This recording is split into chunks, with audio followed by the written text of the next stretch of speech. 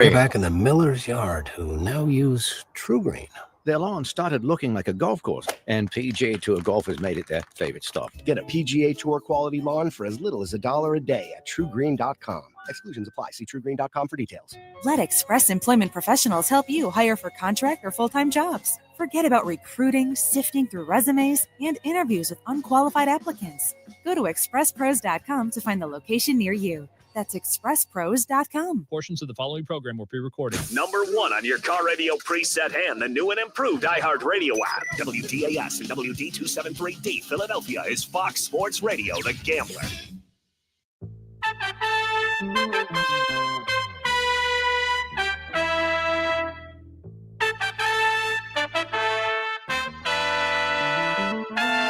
Three is up, it is good, and that will be the end. North Carolina, rumors of their demise greatly exaggerated. You think the Tar Heels shouldn't have been in the tournament? They don't care. 95-68 over San Diego State in the first four. North Carolina moves on. Well, my intention was to play both sounds from both games last night, but let me stop right there. UNC did not belong in the tournament. Just bottom line. You look at what their resume was and you compare it to other teams out there. I have no issues whatsoever saying that UNC didn't belong in the field of 68. They got in. Two reasons. In Bubba we trust. Bubba Cunningham had a huge deal with that. That's number one. And of course, it's UNC. Now, I have no issues with Mr. Announcer bringing it up, but don't rub our face in it. Don't do that. No. Very, very fortunate to have the brand that you have, and therefore that's the reason why you made the tournament. This is a team that should have shown us a little bit more throughout the course of a regular season. It's University of North Carolina. It's the Tar Heels. It's a blue blood. There's only a few of them out there. And you did not meet the necessary criteria to make the tournament. But in some folks' minds, wink, wink, Bubba Cunningham's people stepped up and made it happen. Nice work. You beat San Diego State. Let's see if you can keep it going. I do believe that there are people on the Gambler that will tell you that UNC is going to make a run and will make it into the next week. And there was money to be made, specifically Joe Tanzi. Ladies and gentlemen, sports bettors, bracket busters, all my D-Gen gamblers, where you at? Welcome to the madness. It is the day before. Yes, we got one more sleep, and then we get the greatest tournament in all of sports. March Madness, 68 teams. We know what the deal is. Only one will cut down the nets on April 7th. We got all sorts of upsets and buzzer beaters coming our way, tipping off tomorrow bright and early. 12:10, I think, is the first game. And I'll tell you this much. From where we are at, as far as the Gambler is concerned, with the Gambler gang and everybody that joins us on a daily basis, we will be covering it all the way until we crown that champion in San Antonio. Buzzer beaters, as I said, heartbreaks, cold-blooded covers. We've had a lot of those in the conference tournaments, specifically Texas, who's playing tonight. Last week, that was a bad beat, rough beat, tough beat. Bottom line is, get yourself a bracket, get yourself a bankroll, and if you want some college hoops chaos, right here, the Gambler's got you covered. Today, we'll have Julian Edlow at 3:30 from DraftKings Sportsbook. We're even going to mix it up. Mr. Kyle Fisher himself at 4:30. I have to talk some Bills and some Major League Baseball. Kyle actually does have a piece here in the Metro. Went and got myself a nice cup of coffee. Love the Metro. Always pick it up. Had to, I'll leave that for another day. There's no reason for me to bring that up at this necessary time. Sheriff Sales notices. Might have to dig a little bit deeper into the Metro. Anyways, Kyle Fisher from the Philly Sports Network will be joining us at 4:30. He predicts the 2025 Phillies opening a day roster. We'll talk a little bit more about that and big picture MLB. As I said, this is the place right here, the Gambler. We're going to take you through all the way through this tournament coming up here. That got its start last night with the first four. Pretty good game to start. We'll talk a little bit about that one. And, of course, the crazy score that ended up being the UNC game, which was just ridiculous when it was all said and done. The final score, if I could, I don't even remember what the hell the score was, but it got ugly. It got real ugly real fast. UNC had something to prove there, and they have a much better roster filled with athletes that showed San Diego State what they're capable of. 95-68 was your final score in that one. It was a 4.5-point spread, if I'm not mistaken in that. I believe it was.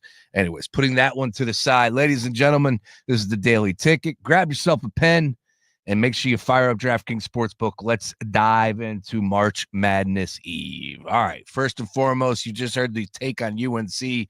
Talk a little bit more about that one. And I think it comes down to the big picture for me. And, yeah, the challenge is set. You know, everyone's saying you didn't belong. Those guys watch TV. Those guys are on social media. Those guys are collecting checks these days. They're more aware of what's being said than ever before in college sports. So you sent them out to Dayton with something to prove. And from the moment that ball went up for tip, it was over. UNC, the much better team. And shame on anyone that was trying to pitch San Diego State. Again, didn't have any blood in the game on this one. It didn't have any skin in the game, no take on the game, but did say UNC would have been my play. But again, if we were looking at a UNC team that maybe said to themselves, hey, you know, like, we don't belong here, let's get the hell out of here, maybe you could have pushed it to me that way. But when it comes to X's and O's and the Jimmies and Joes on the floor, you saw why UNC was the better team there. They roll on. See what's next for UNC, because again, this is the opportunity for them to at least say, you know what, we are better than what people are giving us credit for. And we didn't have the best season, but it doesn't matter if we put it together now. This is the time. We don't hang banners for conference tournaments. You don't get anything for a regular season championship. I know you get a trophy, whatever, but none of that matters to these programs of substance. And UNC is, for my money, top billing. Now they'll take on Ole Miss, DraftKings Sportsbook, where we're getting all of our numbers. That should be a Friday game, I believe. It will be a Friday because they were trying to give everybody a little bit of a breather, if I'm not mistaken, on that one. Or is it a Thursday? Could be a Thursday. Ole Miss and UNC, where are they at? There's so many games. Ole Miss, UNC going down on Friday at 4:05 p.m. UNC currently a 1.5-point favorite. 155.5 is our total in that one. All right, so Julian Edlow will join us. We'll talk a little big picture stuff as far as UNC, whether or not he believes they could have some momentum. Again, the path is there for them. They'll take on Ole Miss and then potentially Lipscomb and Iowa State's winner. Now, there are people out there saying, watch out for the 14 seed. They love the bomb. The starting five for Lipscomb, I believe, all hit 33-pointers or more. So it's a team that likes to run and gun and bomb it from outside. Could potentially put an end to Iowa State's solid season. They were a hell of a lot better to start the year. I think 15-1, 9-8 in their last 17. I want to say, if I remember that right. Iowa State, clearly not the same team that everybody was talking about the beginning of the year. Hell, even in January, where people were mentioning them as potential teams that could win it all. I never bought it then. I'm sure as hell not buying it now. Sorry, Nick McClay, on that one. Anyway, so Ole Miss, next up for UNC, then Iowa State, Lipscomb winner, and then you get into the Marquette, Michigan State, New Mexico, Bryant. I think we could all put New Mexico and Bryant to the side. Maybe not New Mexico. I don't want to poo-poo them, but definitely Bryant. I don't have them winning that Michigan State game. So we'll see. Do I think UNC will make the move and go on a little bit of a run here? No. I think Ole Miss will get them. I thought Ole Miss was a good team this season. Better coach for my money as well. But again, talking about some highly motivated players, man, that were the best of the best as far as recruiting is concerned. And no matter what the NIL is, and I get it, you're going to get a lot of those players spread out for the programs across the country. Maybe some mid-majors are getting some better players these days than ever before because of NIL. But when you are a blue blood program, it starts and ends with you. UNC, Duke, Kentucky, we can go down the list to Kansas. Like, yeah, if you can play there, stop everything. That's what it's all about. And of course, the money, the bags that they have at those programs will be just fine when you compare them to the other teams that are out there. All right, that was game number 2. As I said, Julian Edlow is going to join us. We'll talk a little bit more big picture stuff. But staying with last night. There's no timeout. Here is a half-court shot by Absaro. No good. Akron wins. The Akron Zips trail by 18 points, and they get a bucket from the Mac. That was wrong. Whoops. My fault. Here we go. Simpson will inbound under his own basket. Pinedo pressures the ball. He throws a baseball right-hand pass, arcing toward the far free throw line. It's loose under the basket. Laid up and in by Knox. 0.7 of a second to go. Amore Knox gives Alabama State the lead, 70-68. Yeah, my fault. I was like, Akron. Wait, what? No. Yeah, that wasn't the right game. Anyways, what a great ending. What a great game start to finish. St. Francis came up just short. They were 4.5-point dogs. Alabama State was favored in that one.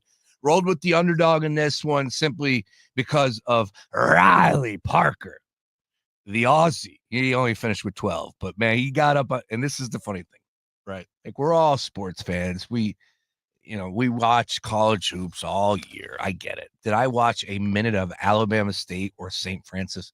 No, I couldn't tell you where St. Francis was, and they're in Pennsylvania. All right. Had no clue about anything. But as I was sitting here yesterday, I look up at the television, and there was Riley Parker with a big old rock in his ear, had something in his other ear, cap tilted to the side, looked up his numbers, saw what he brings to the table, and said, you know what? If we can ride one player tonight, let's do it. So we did. We backed number 11. Didn't work out for us as far as advancing is concerned, but they did cover the number for us to get involved. But it was a great game. It was a great game to start to finish. And they were bombing threes as far as team stats are concerned. Three-pointers, it was 10 of 22, 45% for St. Francis. On the flip side, 9 of 29 for Alabama State, 31%. I can't even say that because Alabama State, for my money, didn't have the better players there, honestly. I thought that St. Francis had a much better look and were more cohesive and moving the ball around in that first half.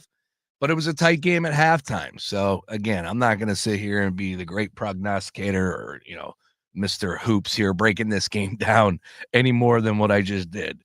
I saw a guy on my television screen. I said, I like that guy. Let's roll with him tonight.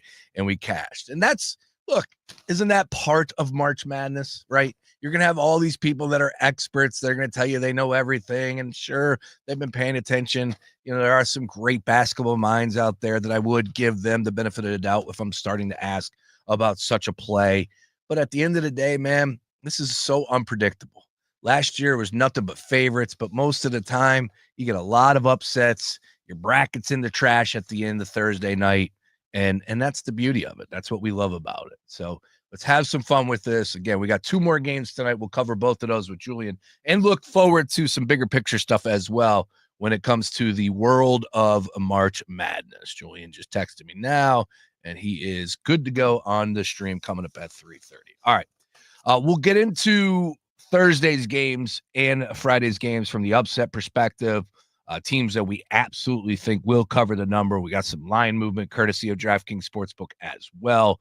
Some odds and ends that I want to hit with Julian. He'll join us at 3:30. But to tonight's games, if we could, once again, DraftKings Sportsbook, where we're getting all of our numbers from. 2 more coming our way. And again, will this one be the similar, the way it played out last night from San Diego State and UNC? Xavier in Texas. Of course, Xavier, a little bit of a home game for them. I don't know if that's going to mean much. Texas had to make the trip. Understood. And Xavier on the year 21-11, Texas 19-15. Both had pretty good runs, decent runs in their conference tournaments, and picked up a couple victories there. Marquette ended up knocking out Xavier, if I'm not mistaken, Pretty good game there, high scoring. And in Texas, I watched the game. I was trying to come up with who the hell they lost to. But they were supposed to cover that game, and they ended up losing at the end of the game that they just played as far as conference tournament is concerned. Now, from the wagering perspective, when you're looking at the numbers here, for Texas and Xavier is a 3.5-point favorite. 151.5 is our total there. Just looking at what the numbers are, Texas is pretty split down the middle. I think there were a little bit more than 60% to the under in the first half this season. Over 52% to the over for the gameplay all season long. Xavier kind of cut down the middle as well, but a high number at 151.5. I do believe we'll see some defense in this game, right? You would like to believe that, okay, it's the second game up, got all the jitters out last night, focus, lock in, find a way to win a ball game here. And that's going to be my approach. Again, sports fan, having some fun, getting some action here this evening. First half line, I'm looking at the under first half at 70.5. I'm going to roll the dice on the under for Texas and Xavier as far as in the nightcap game. Now to the first game, which is Mount St. Mary's and American, and that is 6:40 p.m. A battle between two 16 seed teams. And to give you where we're at right now, as far as, let me pull this up here, DraftKings Sportsbook, Mount St. Mary's. The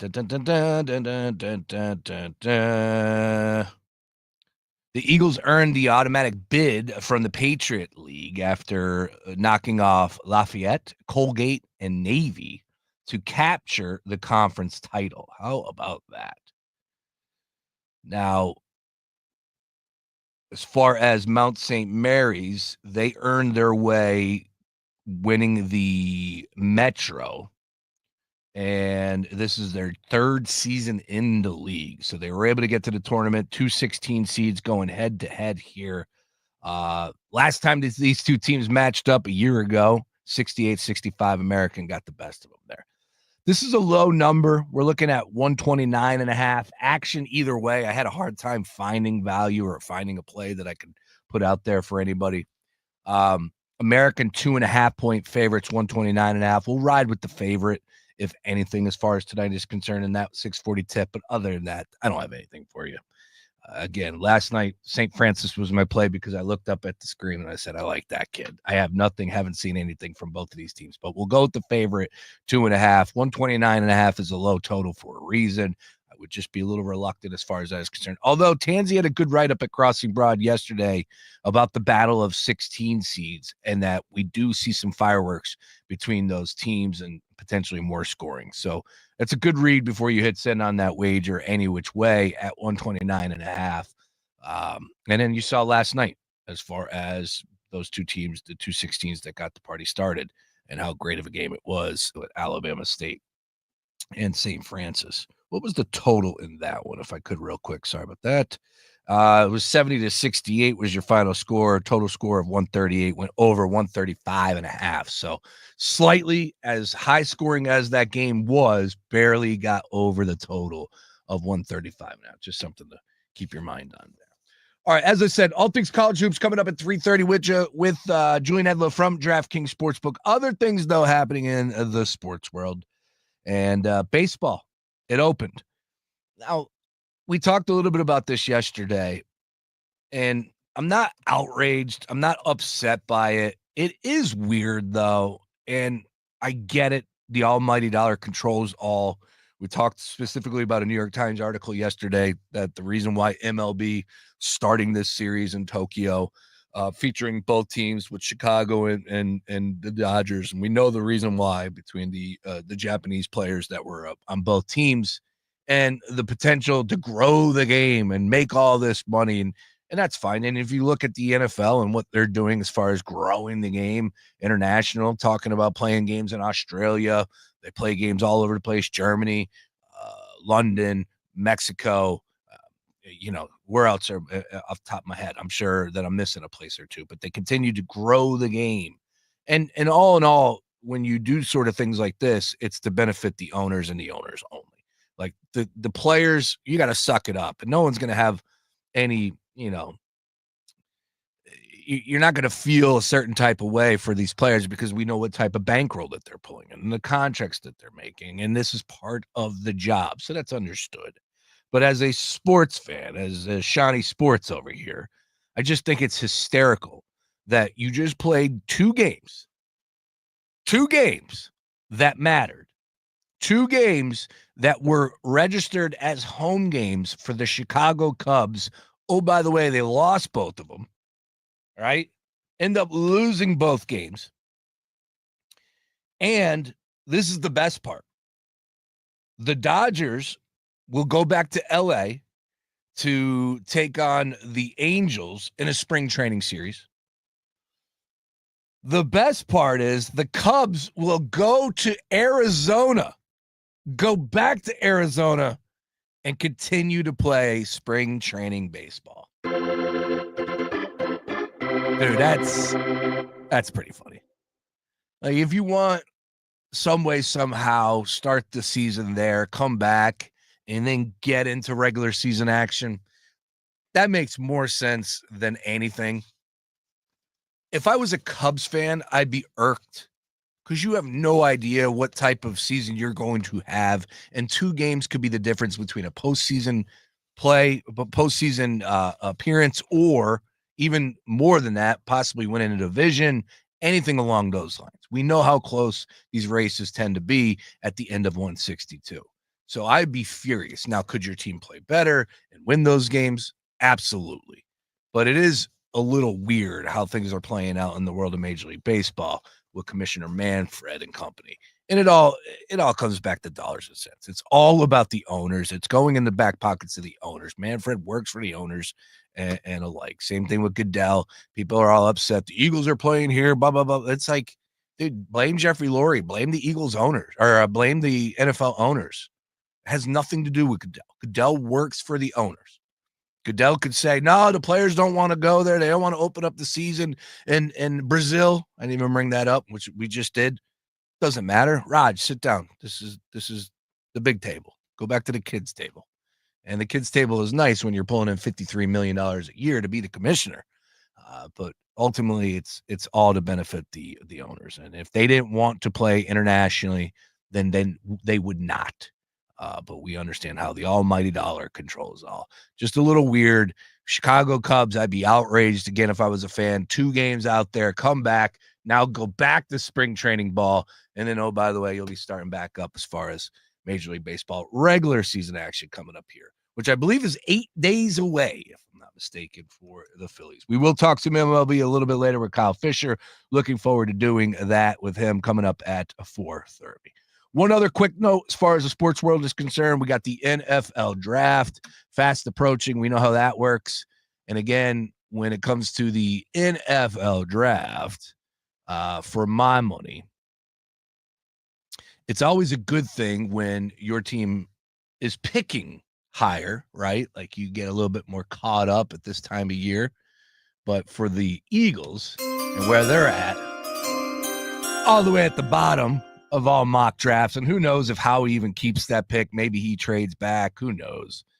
But it does feel good to be in those type of conversations, right, that normally revolve around the Kansas City Chiefs, and the Kansas City Chiefs are still right there. But when it comes to mock drafts, I tend to like my teams not being involved in the top 10 picks, but doesn't mean as a sports fan that we don't get invested. And of course, from wagering, if you're not in the state of Pennsylvania, you can make money on it. There is another intriguing name, according to Mel Kiper, to keep an eye on, and it shouldn't shock anybody because we know how quarterbacks are looked at this time of year. Jackson Dart come on down to the top 10 in the latest Mel Kiper mock draft, which he is the only one swinging this heavily for Jackson Dart. I did see Jackson Dart in a few other mock drafts, top 20, 25 pick, first round, not a top 10. And Mel Kiper has Jackson Dart going to the New Orleans Saints with Kellen Moore as the head coach, and to fall in behind Derek Carr, who just got that restructured deal. Now it comes down to, what do you think of Jackson Dart?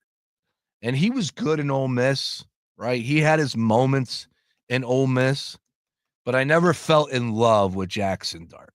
And then at the Senior Bowl, he had an opportunity to rip it up and at least look the part. And then from the few things that I picked up from insiders and people that cover all things down there in Mobile, Alabama, he didn't impress anybody. So it could be a surprise pick. It could very well be a wasted pick, though. He's 6'2", not exactly the tallest quarterback out there, but he was accurate, and that's all you can ask for, right? As a young quarterback, you can work and groom him into what you want him to be in that offense. And Kellen Moore, I think, would be a pretty good guy to learn from. But if I'm the New Orleans Saints with the top 10 pick in my first year as a head coach, I don't know if I'm going to be so balls out and drafting a quarterback like Jackson Dart. I just think there will be some other pieces. You got to build within, man. And it's so tough because you talk about the Tennessee Titans and what they have in front of them, where they could draft a quarterback at number 1 overall. We still don't know how this is going to shake out. We do believe that Cam Ward will be the guy. But and the issue is on the offensive line, I'm not saying I would take an offensive lineman number 1 overall, but isn't it funny when you look at the Philadelphia Eagles year after year after year, and the reason, as great as Jalen Hurts is, like the offensive line needs to be at front and center, beef up front. You can't win without it. And if you don't have an offensive line, and if you think about what the Tennessee Titans went through last year with Will Levis, who was just a car crash in himself under center, how many interceptions, how many fumbles, how many dumb plays, how many times was he chased out of the pocket? Yeah, like you have other issues. Now, can Cam Ward quiet those issues? Potentially. But that is a really tough spot. If I was not in love with Cam Ward, I would trade back and get a bunch of picks and try and get better up front, especially on the defensive side of the ball. And if you can go home with a guy like Abdul Carter or, any of these other guys, again, I'm not high on Mason Graham out of Michigan, but there are people that are loving him and his potential at the next level. Maybe I would look at that. Abdul Carter would be a win. If I was the Titans and I was able to trade back and get a couple other picks and at least shore up my offensive line, and I get it. Who's your quarterback? Who are you going to battle with next year? Understood. But Cam Ward getting chased around under center or in shotgun, that's not going to produce victories either. And then you could very well be out of a job just as fast as you did get the gig. I don't know. I love the draft when you start talking about approaches, teams' approaches. Cam Ward's good, though, man. I've been high on Cam Ward. I love the way he's proved himself and where he's been. Over the past 3 seasons, 3 different teams in college football. It's well documented. Goes to Miami. Wasn't even being discussed as a first-round pick, if I'm not mistaken, last year. And now the number 1 overall pick in this year's upcoming NFL draft. All right, college hoop season's here, though, baby. That's what it's all about. Come on, give it to me! It's the madness! It's the madness!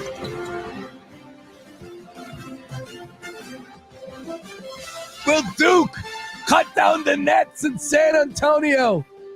Does Izzo and March have anything to say? Florida Gators got a brand new coach. It's only been done one other time with Kevin Ollie and UConn.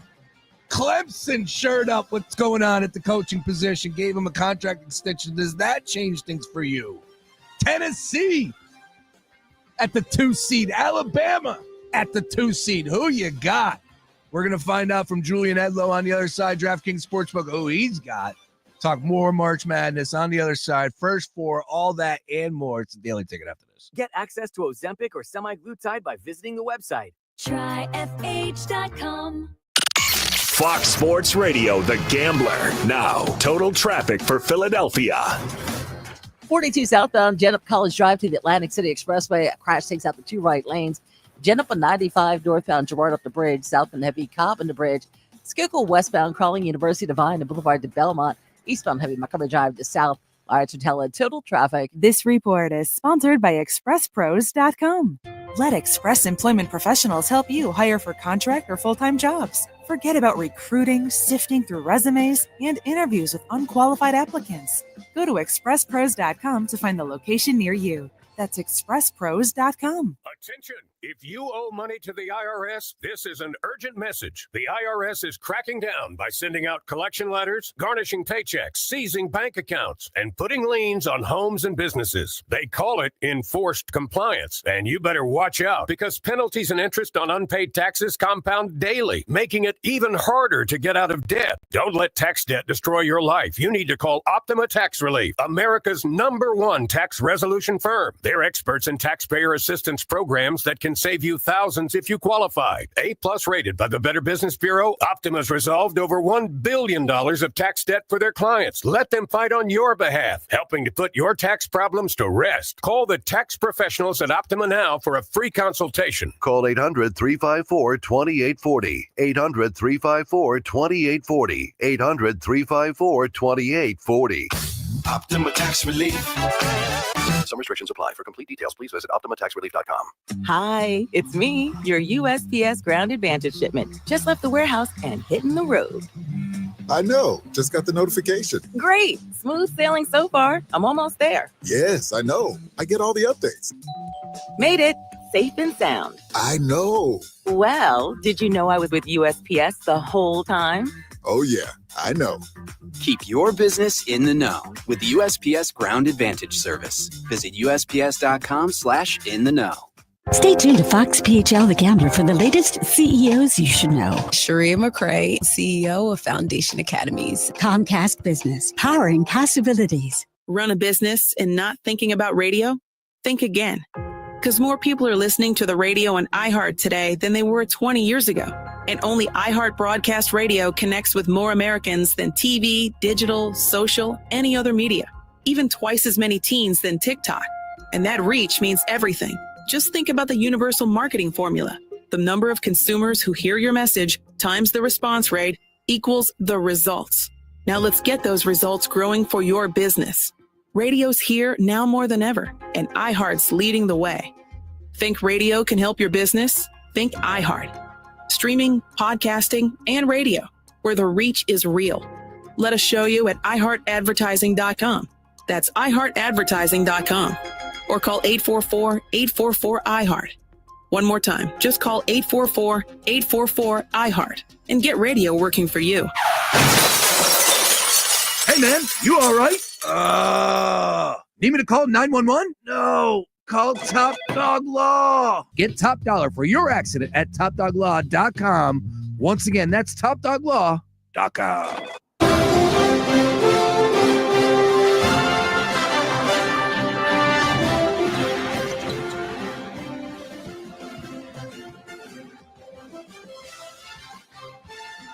Simpson will inbound under his own basket. Pinedo pressures the ball. He throws a baseball right-hand pass, arcing for the far free throw line. It's loose out of the basket. Right up and in by Knox. 7/10 of a second to go. Amar Knox gives Alabama State the lead, 70-68. And that's how we get the party started. First four. For all you people out there that are not fans of first four, what'd you say about that result? That game. No, we're not talking about the nightcap. Nobody's talking about UNC winning by 40. No, we're talking about St. Francis and Alabama State. The classic, the instant classic, right to the archives. Could potentially be the game of the tournament. All right, fired up. March Madness Eve. We got Julian Edlow, special edition here. Normally joins me on Thursdays. Yeah, ain't nobody listening to us tomorrow. Everybody's going to be focused on the bracket, focused on the game. So let's do it. Julian, great to have you, my friend. How we doing? Great, man. It's Christmas Eve. Amen. Amen. And you are a college sports enthusiast. You love college football. Dare I say college basketball more than professional? Well, rank them. Rank them. Where you at, Julian? Where you at? I like betting college basketball more than I like betting the NBA. Okay. It's hard to say, with as the reigning champions here that I don't care about the NBA right now. I've been pretty excited about Celtics basketball, well, for my entire life, but more so in recent years, as they've been building this back up. And I'm hopeful for a run that consists of more than one title, like the Pierce Garnett teams should have won more than one title. If Kevin Garnett didn't hurt his knee on a Tuesday night in February in Utah in 2009, I remember that night vividly. I'm not going to rank them, but this is the best betting stretch of the year, these next 3 weeks. Amen to that, man. Anything is possible, my friend. Even the Sixers could eventually luck into a championship eventually down the road. We'll see. You guys are great at winning lotteries, but yeah, well, I wouldn't go that far. We'll see what happens this year if they can get the top 6 pick. But we will talk a little NBA on the way out because DraftKings with the King of the Court, the best promotion in all of sports gambling, going down again Wednesday nights. NBA King of the Court, courtesy of DraftKings Sportsbook. Oh, by the way, college basketball though, DK. Make sure you check out the promos that they have. Julian, DraftKings doing it big in obviously a huge way with all things promos as far as college basketball is concerned. I did see. From the parlay perspective, they had a promo going and the bracket just getting involved in the action. So I know over on the website as well, you guys got a lot of content going out as well. Yeah. Basically, if you can dream it, you can bet it on DraftKings Sportsbook right now. We have the parlay, the bracket tab, which is really just like pick where you how far you think a team goes and what you want to pair it with whichever other teams and how far you think they go, and you can do it. So Florida to the Elite 8, Houston to the Sweet 16, and Gonzaga to get past Georgia in the first round. You want to put that together? You can put it together. Like, whatever you want to do, you can do it. My pinned tweet right now is a link just to the college basketball homepage on DraftKings Network at Julian Edlow on Twitter. That's going to be the hub for all of that. We are cranking out, articles in bulk every day. And we're giving away free bets on DK Network. So I retweeted it, but go check out the DK Network account on Twitter. 5 $100 free bets are going to be given away to bet on March Madness this weekend. You just got to follow the rules on there to be eligible. And I'm thinking that the Florida Gators have been so good to me, and I hope that they continue to be so good, that I'll do a little giveaway of my own and just put some cash in a follower's pocket if the Gators can cut down the nets. So I haven't put that out yet, but I'll probably put something out pretty soon on that. All right, let's talk about the Florida Gators then, Julian. And because I have them in the national championship game as well. A lot of people do. And they proved all season long that they are one of the better teams in college basketball, top to bottom. The one question mark is the coaching. Apparently, it's only been done before for a first-year head coach to come in and win a championship was Kevin Ollie with UConn. Only happened one time. Is that something that's going through your mind? For me, like, yeah, sure, it's something we should be aware of from the coaching perspective. But at the end of the day, we're talking about the bodies on the floor. And as long as they're not dealing with any crazy injuries over the next 6 games, I like Florida's chances to make a run and, of course, get to San Antonio. We'll see what happens after that. But from the coaching standpoint, it is one of those trends of substance. Are you buying into that? Obviously, it doesn't seem like you are. Well, Golden's not first year. He's in his third year at Florida, right? Third. Coming over from the Dons, San Francisco. So, like, I just like their build-up. Like, they were a team that I thought could make a run last year, and they were fantastic on offense, and they had that barn burner against Colorado and came up short in the tournament. They didn't play defense. Now, not only are they number 1 offensive efficiency in the country, but as I flip through my piles of paper here, I know they're also a top 10 defense. I think they ranked 10 flat on defense. So they're top 10 on both sides of the ball. Love the way the bracket fell. I'm a huge St. John's guy, but if St. John's can get to the Elite 8, I like Florida in that game. Texas Tech would be tough, but I like them in that game. Oklahoma, UConn, whatever that next round is, Memphis, Colorado State, Maryland. Like, I don't see them having much trouble getting out of there. And I like Florida over Auburn. If they were to get that matchup, I would have liked them in the SEC title game. They went to Auburn and won this year. I don't think Auburn's going to be there, though, is the issue. I don't have Auburn getting to the Final Four. But yeah, I'm all in on the Gators. They got the guards, they got the coaching, they got the bigs, a deep rotation of bigs. So yeah, I'm nothing has changed. As I said on the show last week, if Houston and Florida are on opposite ends of the bracket, that's my final, and we got that. So there you go. All right, it might be through the course of him making the tournament. Now, before I go deeper into this and digging myself a hole, because this is something that But he was in the tournament last year. They just lost. So he doesn't have a tournament win with Florida. There it is. And then I guess the first tournament win, yes, that's the connection. All right. Thank you, Julian. We put it together. All right. Well, now he's going to get 6 this year. Is 6 good? As far as that is concerned. All right.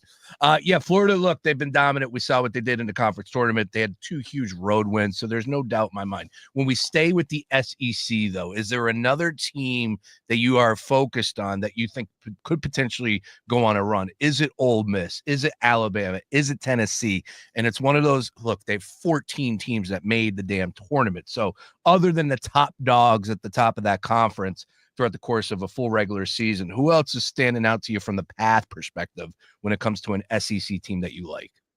Yeah, I would love to take Alabama over Duke. I would love to take Alabama over Duke. That would be the our head-to-head Super Bowl or whatever you want to call that there, the Brace Edlow Bowl. Damn right. But Grant Nelson's dinged up, and Alabama just doesn't have the defense. They would need to be lights out in that game against Duke and just kind of outscore them. I do like Bama's path to the Elite Eight, though. So if you count getting as far as you're supposed to get as a 2 seed as a run, Bama's plus money to make the Elite Eight. I'm not worried about Robert Morris, famous last words, but I'm not. St. Mary's, Vandy, it's like, well, Vandy's seen him, but they've seen Vandy, and I would like Alabama there. St. Mary's could slow him down, but can they keep up offensively? I don't think so. And then that gets us to like a Wisconsin BYU winner. BYU, what a pace, what an over that would be. Set the total at like 185. But yeah, I just like Bama's path to the Elite Eight and then figure it out from there. Tennessee is not a team I'm super high on. And again, I'm not done my bracket. I'm still eyeballing this. Tennessee's not a team. Not done with the bracket. Well, I mean, it starts tomorrow, Julian. What are you waiting for? You got a lot of action in Xavier, Texas? Yeah, maybe I want Texas in the Sweet 16. Again, you can't tell me how to fill my bracket out. No, I don't like where Kentucky's at right now. I don't hate Texas getting to Tennessee at least, but Tennessee, like Bama, I just like the path. I got UCLA past Utah State, but I think Tennessee's just a bigger, better version of UCLA. Kentucky, I would like Tennessee. I don't think Kentucky's going to be there, though. So Illinois, Texas, Xavier, I'll take Tennessee there. Houston, obviously, is where I think they run out of gas. But again, if a 2 seed getting where they're supposed to get is making a run, the Elite Eight, I think Tennessee and Bama can win a few games. All right, one more big picture, and then we'll get into some of the games, especially over the next 3 days here that you have your eye on. Let's talk about Houston. I don't know why, but I'm just not buying into them getting it done this year. And I think we've had this conversation year after year. It's not like Houston hasn't had a great regular season before and came up short in the madness. So here we are again. What's going to be different this time around in your mind? Where do you have Houston going and exiting if you have them already filled out in your bracket? They're like the opposite of Florida. I got them in the Natty against Florida. That's my national championship game. So 30-4, 14-3 in quad 1 games. Yes. Matter of fact, hang on, because last week you said, that's right. You did put it out there that, look, if Florida and Houston are on opposite sides, you're going to have them in a national championship game. I'm a man of my word. You got your wish. If I'm telling you I'm not done my bracket and I'm not sure, I'll dodge the question. But if I give you an answer last week, Florida over Houston, I'm sticking to it. Florida over Houston. They went 22-1 in the Big 12. They were undefeated on the road. Who goes undefeated on the road? So here's the difference. We know that they're always defense is their calling card, and they're number 2 in defensive efficiency behind only St. John's. The offense hasn't been there, right? It's can they keep up on offense, kind of like a Tennessee vibe. Well, now they're 10th in offensive efficiency. Milos Uzan, getting him over from Oklahoma to play the point guard and be an aggressive scoring point guard this year has made all the difference for them. So I really like how they're put together. I like how they're coached. And I really like them to get to the Elite Eight, Final Four as bets. And then that's when you would run into a Duke or a Bama, and that's going to be a really tough game. But I like Houston over either of those teams, honestly. I believe Mark Henry Jr., one of our hosts here, texted the group and said that they are the most efficient three-point shooting team in the tournament. Let's see. Well, that's a hell of a combination. Shoot just shy of 35% from downtown, and that's not near the best percentage. But I'm looking at some numbers here. I got all types of stuff in front of me. I don't have anything on 3-point percentage. They hold their opponents to 30%. Is it that? Opponent 3-point percentage? 3-point rate is 37. I don't think they're the most. I don't have them as the most efficient. The only thing that worries me, I am looking at a red flag on Houston, 68.7% from the free throw line. You got to make your free throws in these games. Got to make your free throws, baby. And they're not the best, but. Yeah, unfortunately, we got 1,000,001 texts going through that, but I thought that was the case. And look, again, we know how good they are. Their record is what it was, and you pointed out what they were able to do on the road. And I thought Houston was going to eventually get the job done in years past, but they fell short. Could it be the difference this year with the path that they have in front of them as far as Gonzaga and Georgia, Clemson? Now, I'm high on Clemson, so I think that would be potentially a good matchup. Clemson beat Duke earlier this season, but it wouldn't shock me if Houston puts it all together and makes it happen this year and makes a run to the Final Four. We got Julian Edlow joining us here, DraftKings Sportsbook, special edition, getting you ready here on March Madness Eve. Anything for you tonight in the first four before we dive into tomorrow's games? We got two games, 16 versus 16 seed, low total, 129.5. If you look at some of the trends over the past few seasons, I think they've been doing this 13 years with the first four. Those 16 seeds, we tend to see it go to the over. We saw last night, barely just went over the total in that game between St. Francis and Alabama State. Anything for you in that one, or Texas and Xavier? Well, first of all, you're damn right I'm betting the NIT. I bet it last night. I'm betting it tonight. NIT action. Articles on my timeline. We don't have to spend too much time on it. So go there if you're looking for NIT bets. Is there value in the NIT over the years you've been doing it and doing it now? Is there value in the NIT? I think so. I think there's some good spots, particularly on nights that there's NCAA tournament games and people just sleep on the board and you can swoop in there and get a good bet. In the air. I'm convinced that a competing sports book to DraftKings that I won't name put these numbers live, forgetting that this is a home court tournament until it gets to the Final Four. They were off by like 6-7 points when they opened, and I might have indulged. But, nice. They corrected their mistake. I'm 99% sure that's what they did. So we take your word for it. You know, at the wheel, everybody. Otherwise, I will bet against you. What are we talking tonight? Oh, okay. So I haven't put anything out yet. Xavier, Texas opened pretty much at pick'em, and it just keeps moving. And I've been waiting for 3.5 Texas, and now we're 3.5 Texas on DraftKings. I just checked as you brought it up. So I'm going to play that in the DK Network betting group and put that out on Twitter when we're done here. I like Texas getting the 3.5. I think that's too far. Xavier's solid. They don't get the quad one wins. I had him against Marquette. What a cover. What a cover. That banked 40-foot three against Marquette in the Big East. Absurd. Yep. But I had a little bit on them to make a run in the Big East, and they didn't. So let me see. I'm looking for them now. I have paper everywhere. I'm sorry. I'm old school. Right. I got papers everywhere. Print them out, baby. Print them out. That's what I do as well. Million brackets. I want to look at one. Here's the question. The ultimate question is, do you still print out your boarding pass when you fly? No, that's easily on my phone. Ready to go. I gotta have it, dude. I'm a printed out type of guy. I'm good. It's kind of unbelievable that I'm not, given the way that I operate with the rest of my life. Yes. But it's on my phone, and I don't know. I don't need another one. Xavier, quad 1-9, man. They don't win these big games. Like they grade well down the stretch. And that's part of the reason why I bet him against Marquette.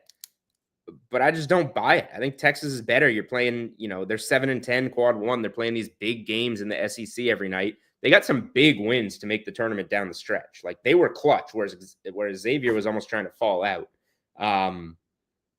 I like Texas. I think they match up well. I like Texas. And at the point, again, it was close to a pass. Now that we're at 3.5, like over a possession, and I think Texas is the better team. Give me 3.5 with the Longhorns. All right, Julian, do a great job keeping up. But what one more? What's this DK betting? What do you got going on? What's it? Discord? Right, so, what do you got? Like, if you're in DraftKings, I would hold my phone up to the camera, but I'm not going to do that. If you're in DraftKings and you're in my bets, you'll see a betting groups tab. And in there's one for Barstool, Bleacher Report. There's some different ones. And there's DraftKings Network in there, DK Network. So in there, everybody that contributes to DK Network, their bets, if they bet something on DraftKings, their slip goes right in there. So you can just click on that and it'll take you right to the bet. So how about that? On the flip side, like when I bet Texas plus 3.5 when we're done here, I'm going to tweet it and it'll basically be a bet slip that you can click on and it'll take you right to the bet. We got like over 600,000 people in there for DraftKings Network alone. So following these bets. So if that tickles your fancy, and sometimes I'll put stuff in there before you're getting articles, before you're getting shows. I got Arkansas at 5.5. Spoiler alert. I got Arkansas plus 5.5 in there. That's down to 4.5. So yeah, check that out. Wow. Good way to tail plays.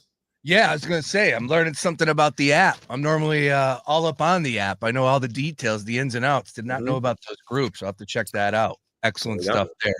All right, Julian, let's talk about tail Portnoy putting $350K on San Diego State. You can tail Portnoy putting $350K on San Diego State. Oh, I saw Big Cat was on San Diego State too last night. And again, it's tough. Like we're all going to have some losses throughout the course of this crazy tournament that is getting started tomorrow. Let's talk about those first round matchups, Julian. First and foremost, the question that I have for you, and this is obviously something that you know very well. I saw you tweeting it out. Line movement, significant line movement that has your attention in the Thursday or Friday games, if you would not mind. Anything that jumped off the page at you and made you hit send on a wager on DraftKings? Yeah, I mean, I probably would have laid the points anyway, but Michigan coming down from laying 4.5 to laying 2.5 in position to lay a Michigan minus 142 money line against everyone's upset pick, UC San Diego. I am on Michigan money line on Thursday night. Hey now. And here is why. Let me just open up my article so that I can kind of give you the better analysis on it. I have Michigan going pretty far as well, but go ahead. I might only have them winning the game. I don't know yet, but UCSD is like the most trendy pick of the tournament. And like quick glance, I see why. Like a lot of these teams fall off in KenPom and defensive and offensive efficiency. They're 36th in KenPom, 35th in net, 57th in offensive efficiency, 30th in defensive efficiency. That's pretty good for a Big West team. They're 6-0 against the spread as an underdog. They're 5-1 straight up as an underdog. That's what gets everyone, and they're like, "Oh, I'm in." But these games as an underdog were when we had no idea what this team was. They were plus 10.5 against San Diego State. They lost by 5. Okay, good cover, but you lost to a good team. Best one of the year, definitely. Double-digit dog to Utah State. They won that game outright. That's their, calling card this season. That's their win. Now, the other 4 games they were underdogs. They were right around this 2.5-point mark against LaSalle, James Madison, Toledo, and UC Santa Barbara. Now they're getting 2.5 against Michigan, the Big Ten tournament champions. Like, this is a different animal. This is not the same. So, again, they're a good team. They're going to slow it down, try and muck it up. But Michigan is 14th in defensive efficiency. They play 2 bigs, and UCSD isn't all that big. It reminds me of a game from 3 years ago when the South Dakota State Jackrabbits, Baylor Shireman's last year there before he went to Creighton and then was drafted by the Celtics, they were everyone's pick over one of Ed Cooley's good Providence teams. They closed a 2.5-point underdog. I was able to go Providence money line there, and that wound up being a game that Providence was up 9.5 and won the game by 9, I think. So I see a pretty similar script here. Dusty May, he just took a team to the Final Four a couple of years ago. I just think this is I think everybody wants UC San Diego to be that underdog pick this year. And then the matchup comes and the spread comes. And I think this should be more like 4.5, 5.5 points. And we can just get Michigan as a short money line favorite here. Yeah, he had a hell of a run that year with FAU. But, and he's been doing well right now with Michigan. That's why I bought in. Michigan had, this is something that I want to ask you about, because teams that had the look throughout the course of the year and whether or not they continued with that trend, Michigan jumped off the page at me a little earlier this year. And then they had a couple bad losses. And of course, we know what took place as far as the Big Ten is concerned. But here we are now, and I look at the path for Michigan, and that's why I have them. I have them going all the way to the Elite Eight. Wow. And then losing to Michigan State. So, an interesting spot. Again, we'll see what happens. It all could be blown up after one game going up against UC San Diego. But I'm right there with you as far as Michigan is concerned. Is there a team with that question or with that statement there, Julian, and you watch these games detailed all season long, is there a team that you had your eye on that they're a good damn basketball team, and this first round matchup, that they're going to win, whether it's from a survivor perspective or from a spread perspective? Is there a team that you absolutely are locked on that they're going to win their first round matchup? How big of a favorite are we talking here? Doesn't matter. Now, if you want to lay to 32.5 with Auburn and you feel like there's no way Auburn, then that's fine. I'm going to use Michigan would fall into that category for me. Like Michigan's in that category for me. I really like them to win. Gonzaga, just based off price, is going to be in a lot of money line parlays for me. Gonzaga, great. Everybody's going to tell you the same thing. And Gonzaga grades out as a top 10 team. I don't have them as a top 10 team, but they're a lot better than Georgia. And you want to look at this, like Mark Few's in the tournament every year, goes to the Sweet 16 every year. He won't this year because they're going to lose to Houston, but 6.5. Yeah, like you gotta, they grade out evenly defensively, but then Gonzaga is a top 10 offense in the country. Georgia's 54th on offense. I don't see how Georgia keeps up in that game. And then the Zags are +7 rebounds per game on the glass is their rebounding margin. Georgia gets out rebounded by more than 2 boards a game. If Gonzaga's getting second chances with how efficient their offense is, like they're going to pull away in that game. So I would put Gonzaga there. And then my other favorite bet on Thursday, along with Michigan, is a similar scenario, a short money line. I was able to get BYU -142 money line. Everybody likes VCU. And VCU's good. I'm a Rhody Ram. I'm an A10 guy. I watch A10 basketball. That league stunk this year. VCU wasn't tested. Like, you want to look here. Okay, they're 23rd in defensive efficiency. So maybe they slow BYU a little bit. Sure. VCU hasn't been priced as an underdog since December. They were an underdog twice this season. They were a 4-point dog to New Mexico, and they lost by 7. And they were a 1.5-point dog to Nevada and lost. They're 0-2 as a dog.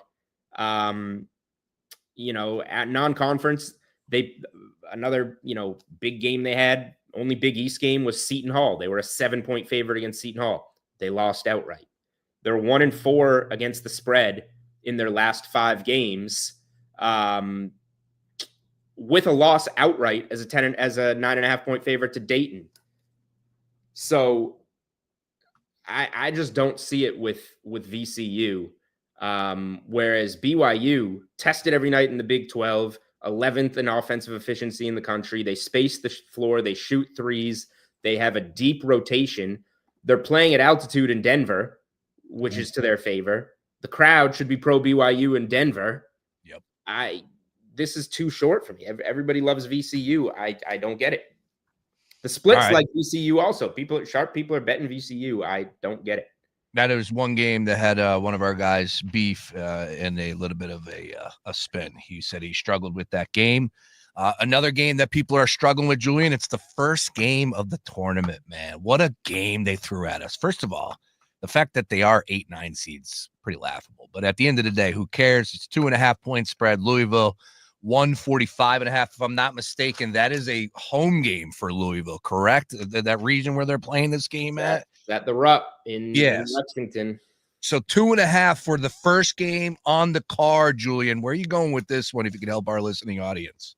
Strong lean Louisville. Haven't bet it yet, but lean to them. And it's rough because, like, how does Louisville an 8 seed and Clemson's a 5 seed? That makes no sense. They have like the same resume, except Clemson did beat Duke. But that was at home, and Louisville had to go to Duke. And then Louisville beat Clemson in the ACC tournament, beat him in the regular season. So that makes no sense to me. But Creighton is nonetheless a really good 9 seed here, so it doesn't matter. That said, I like what Louisville's doing better, and the home court kind of puts me a little over the edge. When Louisville basketball is good, their fans are pretty bonkers, so they're going to be there for this game. I haven't bet it. Knowing myself, when March Madness tips off, probably going to have to bet that. Yeah, when you hear this, you're going to be like, fire up DraftKings. What do we got? So, that's where I'll be on that one. But Nice. strong lean to Louisville. All right, 5-12. We talked a little bit about Clemson, McNeese. If you have a play on that 7.5, I am Clemsoned up, but man, 7.5, too many points in your mind. And then is there another 5-12 matchup that you have your eyes on from the upset perspective? Yeah, no play on Clemson, McNeese. McNeese is going to be popular. That makes me lean Clemson. I would probably go Clemson in a money line parlay if you want to, I like piecing a lot of those together, not just in general, but in this tournament, because underdogs become the public picks. And it kind of just flips around and you can get some better value on favorites. So I am, the Mountain West did not look good last night. The Mountain West doesn't look good. Not. Mountain West doesn't look good every year. I'm going to take Marquette over New Mexico State. I'm going to take UCLA over Utah State. But I am taking the favored 12 seed over the 5 seed. I am going, one of my favorite bets on Friday is Colorado State money line against Memphis. Colorado State in some metrics since February 15th grades out as a top 10 team. They're playing lights out. And I know the Mountain West stinks, but they've kind of been mopping the floor with the best teams in the conference lately. They've flipped some kind of switch in season here, and Memphis could be without Tyrese Hunter, who's a huge piece to them. And this is not, again, it's like if this was a 5 seed like a Clemson, or who else is a 5 seed in this tournament? A Michigan. Yep. Like if it was more of a blue blood team, like maybe I would go that way. But Memphis doesn't scare me. Yeah, that's right. Especially without a starting guard. Like Memphis doesn't scare me that much. They have another good guard. Dane Danger is a really good big man. But Nick Clifford is the best NBA prospect in this game, and he's on Colorado State. He put on an insane performance against Boise State on Boise's senior day when I bet Boise and lost because Colorado State's been killing everyone. So I'm buying in on Colorado State as the lone Mountain West team to get a win here. All right, like that take. We'll get you out of here on this one, Julian. Can't thank you enough here. As far as the dogs are concerned, and again, I think favorites were the play last year at the end of the first round. And it could very well be the case this year, but I just feel like with NIL and everything changing, the portal, we all want anarchy. We all want to win our bets, but at the end of the day, we want some anarchy as well. So is there potentially a spot, and never mind just advancing in the bracket, but you look at some of these numbers with Lipscomb, 14.5-point favorites or dogs in that one. Troy catching 11.5 against Kentucky. Grand Canyon, a team that everyone's talking about, 10.5. Give us a double-digit dog, if you would not mind, that you have your eye on. And, oh, by the way, you will hit send on the wager if that's the case as well. First round. I might bet Akron against Arizona. I like their veteran squad, well-coached, solid talent. Haven't played anyone, though. The only double-digit dog I have bet is I took 10.5 with Grand Canyon against Maryland. And I was hoping for maybe a better matchup there because I like Maryland as a team. But Grand Canyon's been around. Like, they've got big wins this year, big wins last year.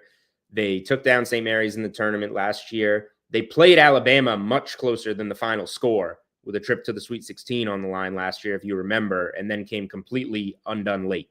And maybe they come completely undone late against Maryland, but I will take 10.5 with Grand Canyon. They have the talent to hang around in that game. Awesome stuff, Julian. Get you out of here on this one. Anything from the NBA, King of the Court, DraftKings, best promo around. Any game that you have your attention, if we are going to pick from a King of the Court perspective, who's going to, hey, did you know I hit it last week too with Trae Young? Come on, man. Was it how split up was it? 439, I think it was, something like that. 439. Yeah, good hit. Depending on how big the slate was. Correct. And Wednesdays, they do a good job with that. Obviously, a lot to choose from. Is there a game that you think we're going to see a lot of scoring here? And, oh, by the way, their players are playing, because that's what we're dealing with here in Philly with OKC and Philly. It's like this is the most deer in headlights that you're going to catch me on the NBA ever, because I'm all dug in on college basketball right now, both just understood and for work, given that I'm kind of leading the charge of I have to be in charge of people now, like a Sean Bernard. I can't just write it all myself this year. I have to actually be in charge of people. So he's an easy one to manage, though. That's for sure. I'm not taking a shot at him. He's doing his thing, and he's been a big help over there. But I just haven't had time for NBA. So here's the one thing that I'll leave you with. I'm looking right now. Do the Spurs play tonight? Spurs are in action, taking on the Knicks. 227 total. Okay, so I might look at the Knicks team total. I played Lakers team total over 119.5 on Monday night. They scored 125. That cashed. Go look at what the Spurs are giving up, like 127 a game this month. They gave up 145 in regulation to the Hornets, so 141 to Minnesota. Like, teams are just, with Wemby out, and they just stink on defense right now. So team totals against the Spurs are what I'll leave you with. And now that we've discussed it, I'll go ahead and look at the Knicks tonight and see if that's a play. Karl Anthony Towns could potentially be the King of the Court. Bunch of That's boards. Nice looking prop right there, probably on and no Brunson in the mix. Bridges would be a good play.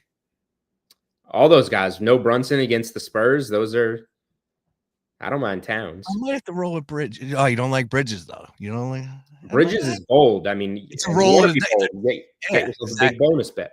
Exactly. That's exactly right.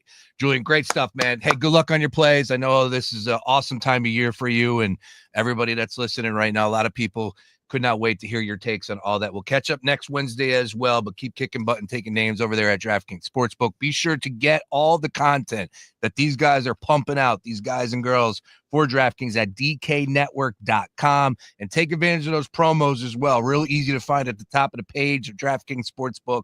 The promos all available, and especially from college basketball. No sweat. Bet the bracket, bet and get. And of course, tonight's King of the Court. Julian, you're the best. Good luck in those plays, and we'll catch up next week, sir. All right. Good luck in the tourney, and we'll do it again next week. My man, there he is. Julian Edlow once again on the Gambler Stream. Fantastic stuff there. Look, when we could sit here and predict and I got Houston doing this and Florida doing that. It's just, we'll see. But ultimately, it comes down to the path, right? And the bracket is the bracket. And that's why you have to have it before you can start talking about potentially these teams. But one of my favorite questions to ask anybody that wants to talk about March Madness and teams that are going to win it all is, if I gave you 5 teams, can you pick the winner? And the majority of people will obviously pick those 1 seeds, and then you'll have the one-off, whether it's a Michigan State, who's a 2 seed, or St. John's, who are also a 2 seed as well.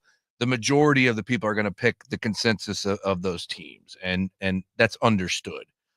This time around, it feels like folks are saying they don't even need a 5. They just need the 4.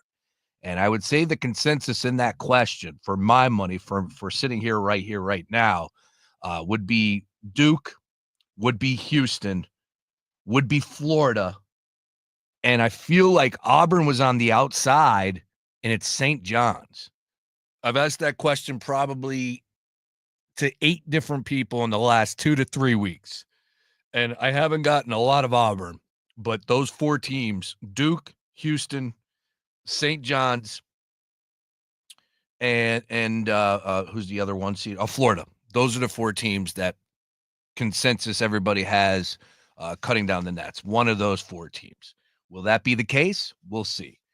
There are a lot of really interesting trends. ESPN had a great article out on Monday that I tweeted out about the history of the 1 seeds and how often we've seen all 4. I think it's one time we've seen all 4 1 seeds get to a Final Four. It's also been one time that we've gotten no 1 seeds in a Final Four. You look at what the 5th seed and the success that they've had over the past few seasons as well. It's just difficult, but the path is the path. And when you break it down and you look at Houston's path, they're going to have Gonzaga or Georgia. They're going to have Clemson. They could easily win one of those or both of those games. In a lot of people's minds, I tend to give Clemson a little bit more of a chance to other teams out there. But that's the beauty about DraftKings Sportsbook and, of course, placing a wager on these games, on these teams. If you do think as far as Clemson could make a run, take a look at the futures and fire on them from potential as far as Sweet 16 or Elite 8 or even a Final Four to make the Final Four. What is Clemson at as far as to make the Final Four? To reach the Final Four, Clemson currently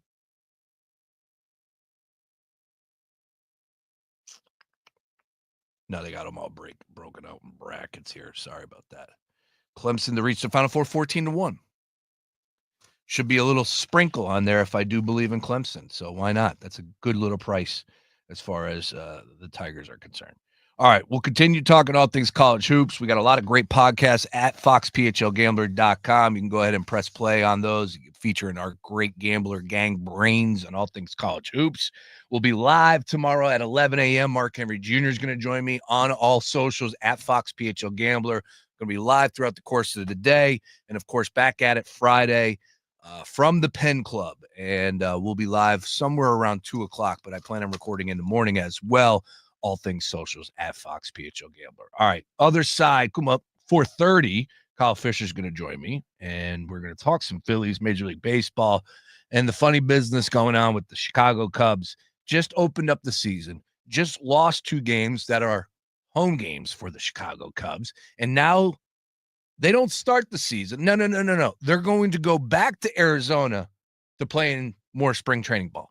Just a very funky, odd way to start the season as far as Major League Baseball is concerned. But when you're getting 25 mil, 35 mil, whatever it was, the numbers being discussed, it's all worth it. Actually, billions was a number that was in the New York Times report that I read yesterday, possibly in the billions over the next few seasons with what this is bringing to the table in the Tokyo series.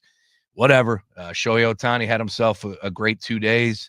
Nobody watched it here in America, but if it's going to get you more money in the back of the owner's pockets, then cool. Continue to grow the game. Daily Ticket. Kyle Fisher is going to join me at 4:30. More after this. Prescriptions require an online consultation with a healthcare provider who will determine if appropriate. Restrictions apply. See website for details and important safety information. Price varies based on product and subscription plan. Hey guys, let's talk ED because millions of men experience it, but not everyone can access or afford treatments like Viagra. Hims can help. Through Hims.com, you can access a full range of treatment options for ED through a 100% online process. To start your free online visit and save up to 95%, go to Hims.com/joy, HIMS.com/JOY.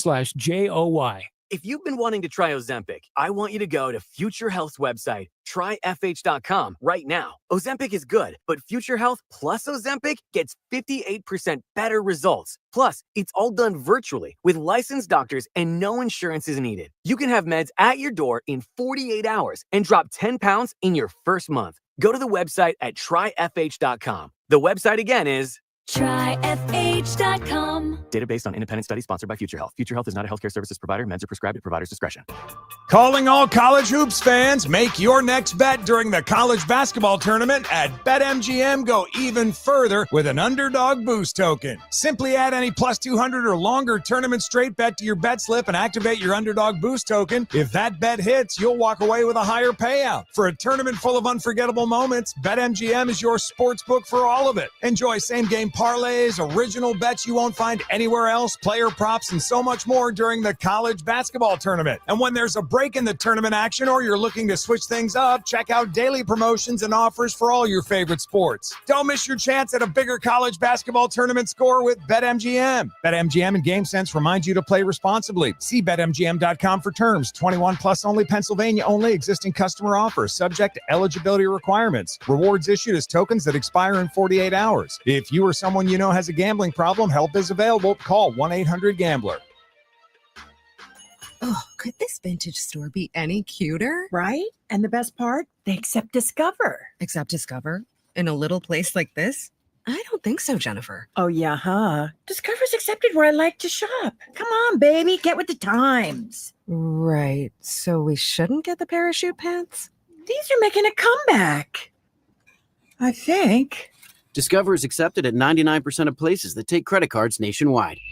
Based on the February 2024 Nielsen report. Hey, Sean Brace here. Now, do you own or manage a business here in Philadelphia? Are you unsure where to start when it comes to advertising? Well, here's a surprise. Fox Sports The Gambler, your local iHeart station, is the one place you can get it all. From radio and podcast ads to social media and digital. And we can get local voices like mine spreading the word about your business. So if you're looking for someone to take care of all of your ad needs, no matter your budget, call 844-844-iHeart.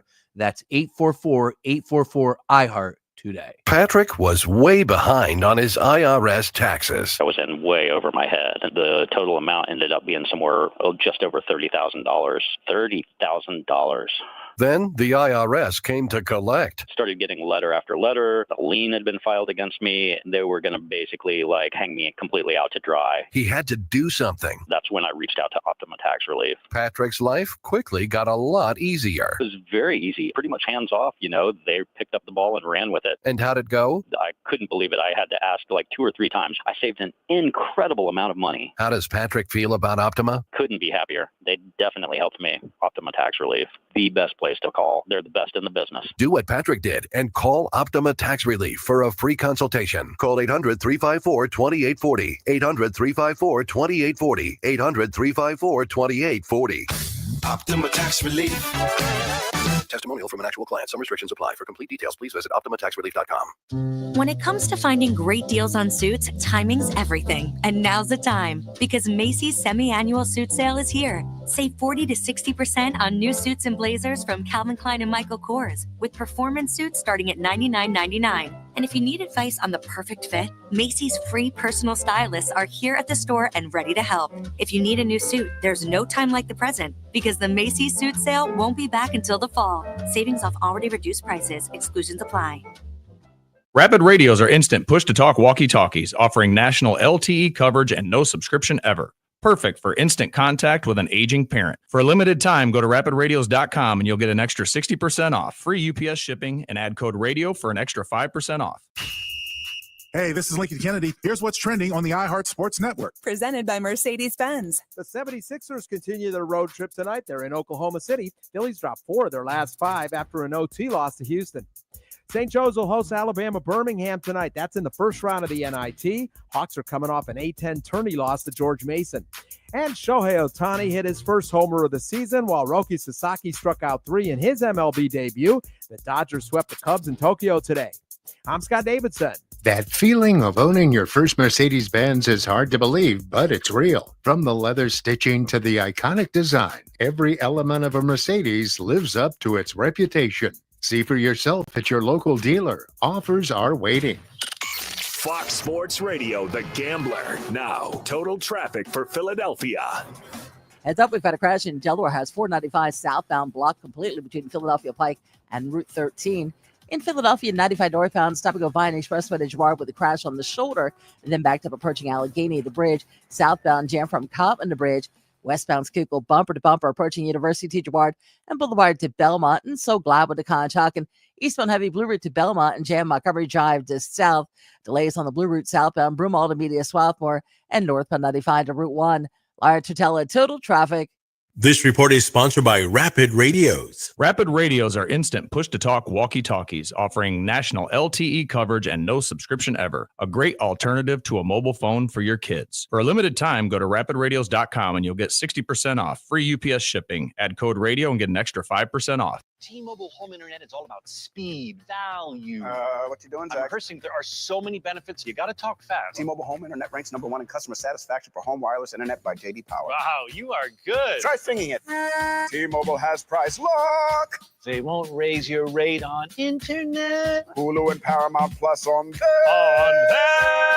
Get T-Mobile home internet all in for just $55 a month with auto pay and any postpaid voice line. Additional terms apply for J.D. Power 2024 award information. Visit jdpower.com/awards. Stay tuned to Fox PHL The Gambler for the latest CEOs you should know. Sharia McRae, CEO of Foundation Academies. Comcast Business, powering possibilities. Diabetes, high blood pressure, anxiety meds, everyone's on them. If you're a 50-year-old male, maybe a bit porky, and you may even have type 2 diabetes, $1 million of term insurance may only cost you about $200 a month. Call Term Provider. Speak with Big Lou at 800-444-2013. Big Lou will find a term life policy for you even if you have type 2 diabetes, are overweight, or have high blood pressure. Term Provider has helped thousands of people like you who think they can't afford term life insurance. To buy $1 million of affordable term life for you, all you need to do is call Big Lou at 800-444-2013. Lou will make sure the scales are tipped in your favor. Call 800-444-2013. Big Lou will answer your call and work to fit you into a term life policy that you can afford. Remember, Big Lou's like you. He's on meds, too.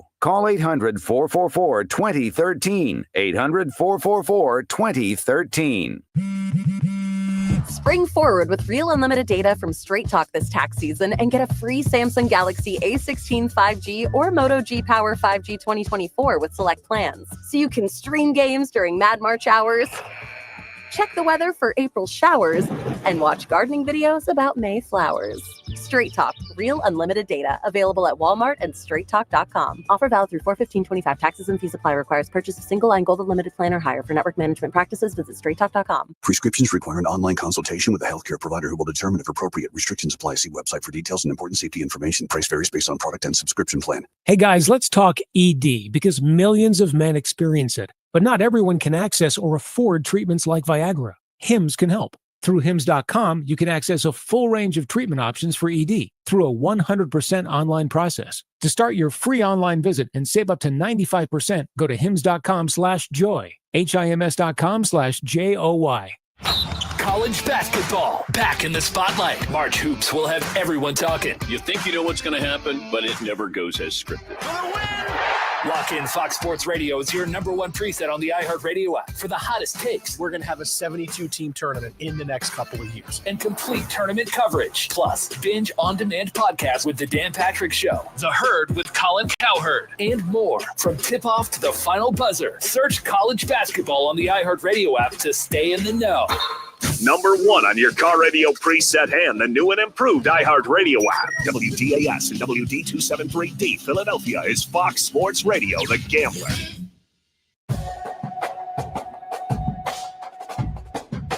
All right, plan on talking all things Phillies, MLB big picture. We'll go over some win totals as well, courtesy of DraftKings Sportsbook at 4:30. Kyle Fisher going to join the program. We'll talk a little bit more about the bracket as well with Kyle. Again, we're all sports fans. We're all fans of March Madness. We love filling out the bracket. If you're Mike Greenberg, you love saying the term sheets of integrity. Get chills even just thinking about it. I can't believe I said it. Other things that are happening in the sports world and from the NBA side, I brought this up last week because of how amazing the Cavs season has been. And I just thought to myself, like, now would be the time that if you were going to fade a team, I could pitch the idea of the Cleveland Cavaliers. Before we get into that, I'm getting heckled about my readers. Dude, now, like, I don't know what to tell you, man. It happens. It happens so fast. People are calling me Waldo. People are like, yo, it's my first time. I've had 20/20 vision, perfect vision my whole life. And then all of a sudden, it just happened. And year after year, I print these brackets out, and I've never had an issue of reading them. And then all of a sudden this year, I can't read these team names without these damn bifocals, whatever you call them. They're from Costco. I picked up a 3-pack for like $18. I don't know. And like, am I supposed to buy stylish readers? Does those things exist? Do you wear these anywhere else? That's the thing. It's like, I don't know how to do it other than you just got to suck it up and put them on and take the harassment. Leave me alone, damn it. Yeah, I can't read the bracket without the readers. I pulled them out. I tried not to use them when I was talking to Edlow to the point that I was like this, but I can't do that. It is what it is. I'm getting old. Oh, well. The hell was I talking about? Other things that are happening in the sports world. Yes, NBA. First and foremost, the Cavs ended up losing again last night. And I just thought to myself last week that if you were going to fade a team specifically because of the time of the season and as we roll on a team that was, of course, overperforming anything that we thought would be the case, the Cleveland Cavaliers, as good as you thought they could have been this year, you never thought that they'd be 56-12 with the best record in the East. I refuse to believe that. And a team that has won 15-plus games in a row 2 times in the season this year has now lost 2 straight. They lost to the Magic and they lost to the Clippers last night, 132-119. So now we look at what the Cavs have coming up, and maybe you want to look at possibly fading them.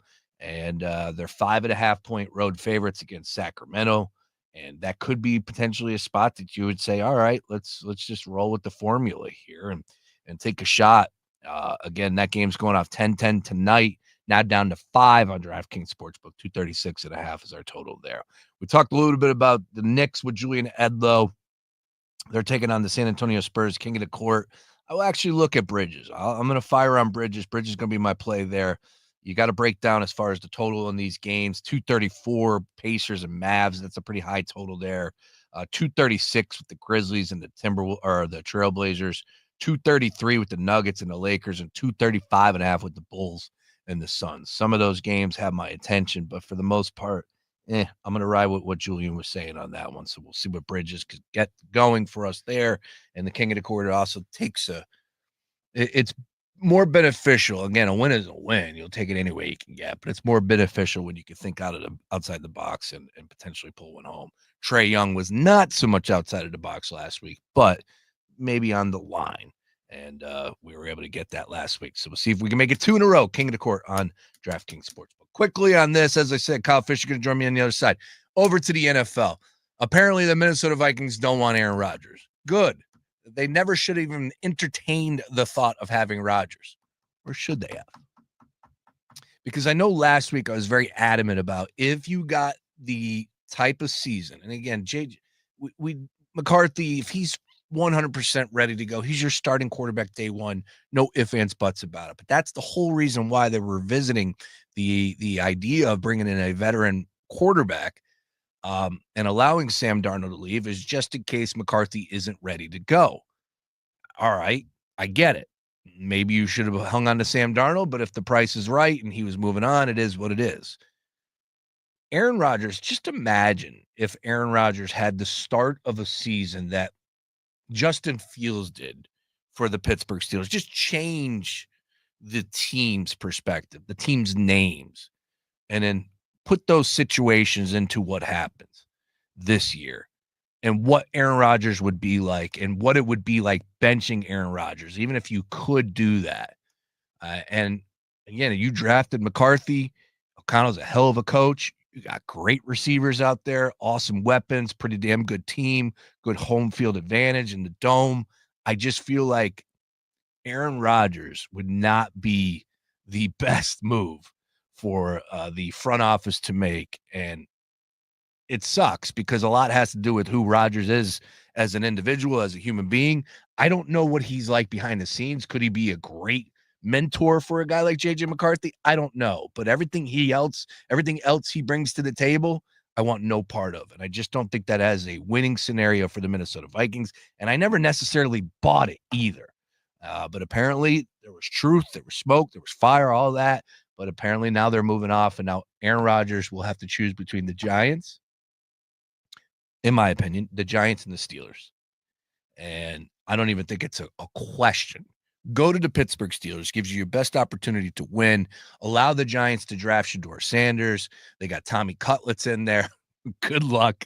But if you're Aaron Rodgers, it's not even, it's not something that I'm entertaining other than the fact that I'm going to go play for the Pittsburgh Steelers or retire. We'll see what happens there. Again, NFL free agency, a lot of wide receivers available, a lot of moves, nothing significant as far as changing numbers, as far as futures are concerned on DraftKings, but exciting time as the draft is fast approaching, and loving seeing Jackson Dart come on down to the top 10 as we just discussed a little earlier. All right, this gentleman knows a thing or two about the NFL and Major League Baseball, specifically in the Phillies. Kyle Fisher is going to join me on the other side. I got an article that Kyle pinned for the Metro, for the folks over at Philly Sports Network, predicting the 2025 Phillies opening day roster. He'll join me on the other side. More Daily Ticket after this. Our iHeartRadio Music Awards celebrated the music and artists you've loved listening to all year on iHeartRadio. Brought to you by Jeep. It's now streaming on Hulu for a limited time. Bad Bunny, Billie Eilish, Glorilla, Kenny Chesney, Money Long, Nelly, your host, LL Cool J, plus Lady Gaga, Mariah Carey, Gracie Abrams, and iHeartRadio's Tour of the Century Award, honoring Taylor Swift, the Eras Tour. Our 2025 iHeartRadio Music Awards. Streaming now on Hulu. Get access to Ozempic or semaglutide by visiting the website. Try FH.com. Fox Sports Radio, The Gambler. Now, total traffic for Philadelphia. A lot of volume out there. We're jet up the Walt Whitman into New Jersey, down to 42 south of Creek Road. Busy now on the Vine Expressway, both ways. Schuylkill to 95 northbound, stop and go Girard up the bridge. Southbound Jack Cottman Bridge, and heavy 420 to the Commodore Barry. Lays on the Blue Route northbound 95 to Route 1 and southbound St. David's and Media Swarthmore. Jam traffic on the Schuylkill eastbound Blue Route to Belmont and Boulevard to south. Westbound crawling approaching University to Girard, Boulevard to Belmont, and so Gladwood to Conshohocken. To tell a total traffic. This report is sponsored by Rapid Radios. Rapid Radios are instant push-to-talk walkie-talkies offering national LTE coverage and no subscription ever. A great alternative to a mobile phone for your kids. For a limited time, go to rapidradios.com and you'll get 60% off. Free UPS shipping. Add code radio and get an extra 5% off. Calling all college hoops fans, make your next bet during the college basketball tournament at BetMGM. Go even further with an underdog boost token. Simply add any plus 200 or longer tournament straight bet to your bet slip and activate your underdog boost token. If that bet hits, you'll walk away with a higher payout. For a tournament full of unforgettable moments, BetMGM is your sports book for all of it. Enjoy same-game parlays, original bets you won't find anywhere else, player props, and so much more during the college basketball tournament. And when there's a break in the tournament action or you're looking to switch things up, check out daily promotions and offers for all your favorite sports. Don't miss your chance at a bigger college basketball tournament score with BetMGM. BetMGM and GameSense remind you to play responsibly. See BetMGM.com for terms. 21 plus only, Pennsylvania only. Existing customer offers subject to eligibility requirements. Rewards issued as tokens that expire in 48 hours. If you or someone you know has a gambling problem, help is available. Call 1-800-GAMBLER. T-Mobile home internet is all about speed, value. What you doing, Zach? I'm rehearsing. There are so many benefits. You got to talk fast. T-Mobile home internet ranks #1 in customer satisfaction for home wireless internet by J.D. Power. Wow, you are good. Try singing it. T-Mobile has price lock. They won't raise your rate on internet. Hulu and Paramount Plus on that. Get T-Mobile home internet all in for just $55 a month with auto pay and any postpaid voice line. Additional terms apply. For J.D. Power 2024 award information, visit jdpower.com/awards. Your stomach is a mess and you feel lousy. Something is just off, but you don't know what. Yeah, we get it. You've tried every fad diet and supplement under the sun, and none of it worked. Here's the truth. Your gut's a mess, and your body is letting you know. You're just too busy, and you ignore the signs, making it worse. Viome gets straight to the point, analyzing your gut microbiome to give you a personalized health plan that actually works. Your gut is how your body processes everything that you consume. Stop ignoring the signs. It's time to do something real. Get Viome and fix your gut now. Dial **gut to get $110 off any test. That's *488 to receive a link to the offer. Hi, it's me, your USPS Ground Advantage shipment. Just left the warehouse and hitting the road. I know. Just got the notification. Great. Smooth sailing so far. I'm almost there. Yes, I know. I get all the updates. Made it. Safe and sound. I know. Well, did you know I was with USPS the whole time? Oh, yeah, I know. Keep your business in the know with the USPS Ground Advantage service. Visit USPS.com/in-the-know. Attorney CPA Joe Cordell. Divorce changes your life and your children's lives. Whether that change is good or bad depends to a great extent upon the attorney you choose. So interview more than one attorney and ask about experience, specifically trial experience. And oh, by the way, be sure to include Cordell & Cordell in those interviews. Online at CordellCordell.com. Offices in Philadelphia, Radnor, and Allentown, Pennsylvania, and Mount Laurel, New Jersey. Michelle Ferrari, licensed in New Jersey and Pennsylvania. Joseph Cordell, licensed in Missouri and Illinois only. Is that a new Samsung Galaxy A15 5G? Yeah, I got it for free when I joined Cricket Nation. Sounds pretty great. At Cricket, anyone can get a new phone when they switch. Whoa. With a high-quality camera, meaning more flattering selfies for all. And super fast 5G, so you can post them for all to see. Your friends, your family, your ex. Free phone! Free phone! Okay, I'll switch. Welcome to Cricket Nation. Cricket 5G is not available everywhere. Must bring your number to Cricket on a $60 a month voice plan. First month service charge and tax due at sale. These terms and other restrictions apply. See cricketwireless.com for details. Hey, man, you all right?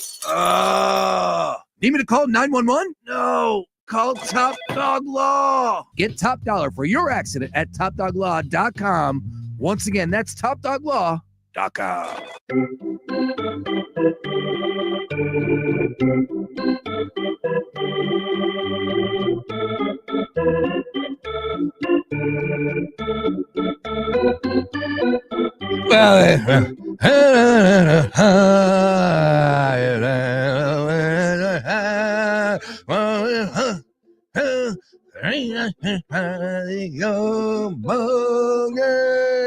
Bring it on in. Let's talk some Bills. Let's talk Major League Baseball. Let's talk the Tokyo series and how the Cubs now have to go back to Arizona and play spring training with our next guest. We'll even mix in some madness because at the end of the day, ladies and gentlemen, we're all sports fans. We all got the bracket. We're all firing. We're all believing that we're going to have that perfect bracket. Kyle Fisher joining us right now. And Kyle, great day to have you, my friend. As I often do, I pick up the Metro at my local coffee shop, get myself a nice cup of the brew, and I pull it up and I see you penned the latest article here for the Philly Sports Network in the Metro predicting the 2025 Phillies opening day roster. Great to have you. How you been, my friend? You're muted. Is that you or is that me? Unmute. It was me. We're good. There you go. Sorry about that, Sean. All good. It's great to be back, man. Thank you so much for having me again. Appreciate you picking up a physical copy of the Metro. Had to get our little preview in. Some of the rest of our team have been discussing some of the more specific battles in camp or more specific positions, but I wanted to give it a crack and look at the full 26-man roster, who's going to make it, especially with some of the tweaks or small injuries that came up in the middle of spring training. So it's been a good run. I want to start there with the Phillies, but of course I want to get your general thoughts on MLB and of course the opening day that took place this morning that nobody watched. And Shohei Ohtani had himself a great 2-game. Kyle Fisher. At 6 a.m. you got up and watched these games? Every time that they've done it, I commit myself to waking up and watching just because it's exciting. You know, to me, baseball is the beginning of spring. It's a little bit different because, like you said, they're in the middle of spring training. Guys aren't exactly on the path that they would be. Maybe not exactly ready for a full major league schedule just as of yet. You know, you saw some shorter outings from starting pitchers in those 2 games, but to me, it's kickoff of excitement, and I wanted to see how that crowd reacted to all the Japanese stars that came over between the 2 teams. All right, your big takeaway, was it a thumbs up across the board? Are you a fan of how this is approached? Because like I said, at the end of the day, I get it. Almighty dollar controls all, and there's no ifs, ands, buts about that. That's fine. Of course, we know the Japanese influence, all that, great players on both rosters. I'm all on board with everything. I'm not a fan of the 2 home games for the Cubs perspective. I'm not a fan that these 2 teams will go back to spring training. I just think, like, from the scheduling perspective, you could change things up a little bit and make it more conducive to let's play these 2 games and then the season starts versus we have 8 days left before the majority of Major League Baseball starts. Yeah, so I think that the scheduling, the reason they do this is to give everyone's bodies some time to adjust back to the U.S. time zones. So it makes sense from that Right, perspective. well, this game being played in Mars? Come on. Yes, 13 hours ahead. Now you have to go 13 hours back. It's a whole. I get I haven't done that trip, but having traveled international a couple times, you're kind of out of it for a couple days after long days of travel like that. So it gives those guys a chance to rest up. Now it does probably sour the product a bit, but you can't deny the excitement that crowd showed. A huge Pokemon themed intro to everything. I don't know if you saw the videos on social media, but Shohei is like the Michael Jordan of the 90s over there. It's insane to see the kind of love and respect that guy gets. One thing I thought that was really cool from over there was the every time Shohei and the Fox announcers even asked him about this after game one. Every time he stepped up, the crowd got completely silent. And it's a sign of respect over there. They want to watch the artist. You see it a lot if you watch any New Japan Pro Wrestling. You see it a lot with fans over there. If you've watched any Japanese ball, especially during the pandemic when Korea and Japan were still playing games, you saw it over there. But with him, it was like you could hear a pin drop every time he stepped up to the plate because they wanted to see what happened. If a ball was thrown, loud boos. I've never seen a Japanese baseball crowd boo as loud as they did when Craig Counsell intentionally walked Ohtani this morning. Wow. I was stunned. I mean, full thumbs down in cameras booing, like they were the Mets when they traded for Javi Baez, booing their own fans. It was insane to see that crowd be that into it, but it was really cool to see the kind of impact that these international superstars can have when trying to regrow the game to a global level and an international level. So, you ever see the movie Mr. Baseball with Tom Selleck? No, actually, which is probably a fine on my part, but. It's more like a romance, but it was all featured in Japanese baseball. It's pretty good. I didn't mind it. It was all right. I do remember like they had those sticks. Did they not do those anymore? I didn't see them in at least it wasn't all over the place like during the World Baseball Classic there was, but still a lot of fun. I mean, to me, I really enjoyed it, and maybe that's just me being the huge baseball nerd that I am, but I really enjoy that little bit of the kind of a preview to kick off the season. Yeah, from the wagering perspective, it's one of the very few times I would imagine we'll see the Dodgers at the number that they were in these two games, -150, -160. And it's like, damn. And it came away. This one was a little bit easier than the first game, but that's one thing. It's a little too early for me to be wagering. That's fair. And I do not love that counted as home games for the Cubs. It either should have been it should have been split. Or, I mean, like, I hate to be this blunt about it, but the Dodgers are the ones who want to make their imprint over in Japan. They have all these Japanese stars. They said they want to paint Japan Dodger blue. Well, then why don't you sacrifice 2 of your own home games to go over there and do this? But we're getting into semantics there. I think that it's still fun either way. The Cubs are going to be just fine. 0-2 start doesn't really make a difference for them. They're still poised to have a pretty good season. I do want to bring this up from the standpoint of what's taking place in the tournament, though, real quick, Kyle, because we do have somewhat breaking news. And this is interesting because it's been rumored, it's been discussed. Clemson re-signed their head coach to a new deal.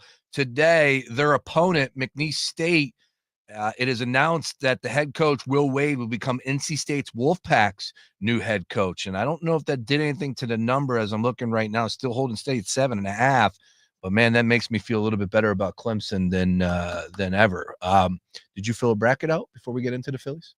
I have to fill one out today, so I haven't filled one out just yet. But I will be going back to the Sunday show, to the Monday show here on Fox, the Gambler Philly, to get some advice from the awesome. Look, those boys are humming, man. Tansy, I know. Beef, McClay, Mark Henry Jr., Sam, those 5 brains, with all love and respect to everybody else that maybe I didn't mention. Sean Bernard does a great job covering college hoops, but those guys are on it, man. And I really do feel better about some of my selections after hearing it and going through it. Everything is available at foxphlgambler.com. Nice work by you on that plug there, Kyle. Now to the Phillies.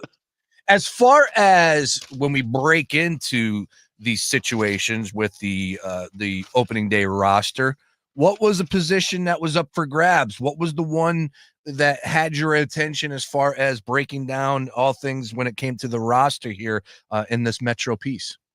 So there wasn't a whole lot of battles coming into camp, right? It was like one bullpen spot, backup catcher. That's basically what it may be, a last spot on the bench, depending on how guys look in spring. But after injury to Weston Wilson, playing it safe with a light injury to Matt Strahm, it opened up a couple more bench spots, opened up a couple more bullpen spots, and then with Johan Rojas, unless he played there today, has not played the field as of yet. So with his value being so heavily tied to his glove, it would be beneficial for him to start in AAA to get some reps under his belt before he comes back, and he has the flexibility with some options. So I really took a look at the bench and the bullpen as the two big ones. I think that most people probably agree, and our guy Sean Nestor of Philly Sports Network put out a piece specifically on this backup catcher battle today. It'll likely be Rafael Marchand. They're similar players offensively. Marchand's shown a little bit more spark at the major league level, but his issue has been durability. He's also out of minor league options, and they don't have a whole lot of depth behind JT Realmuto. So despite Stubby being the vibes guy and the clubhouse DJ and whatever else you want to call him, the energy that he brings, a lot of fun to be around, but maybe not to preserve their depth. You want to keep him in line and not risk losing Marchand by passing him through waivers. So you'll probably see Rafael Marchand break camp, barring any last-minute injuries, as the backup catcher. Excuse me.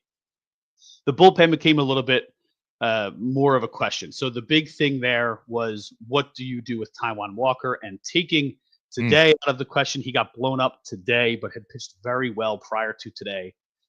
So I think he's a lock to make it. He has a lot of money. Really? He's a long-term veteran.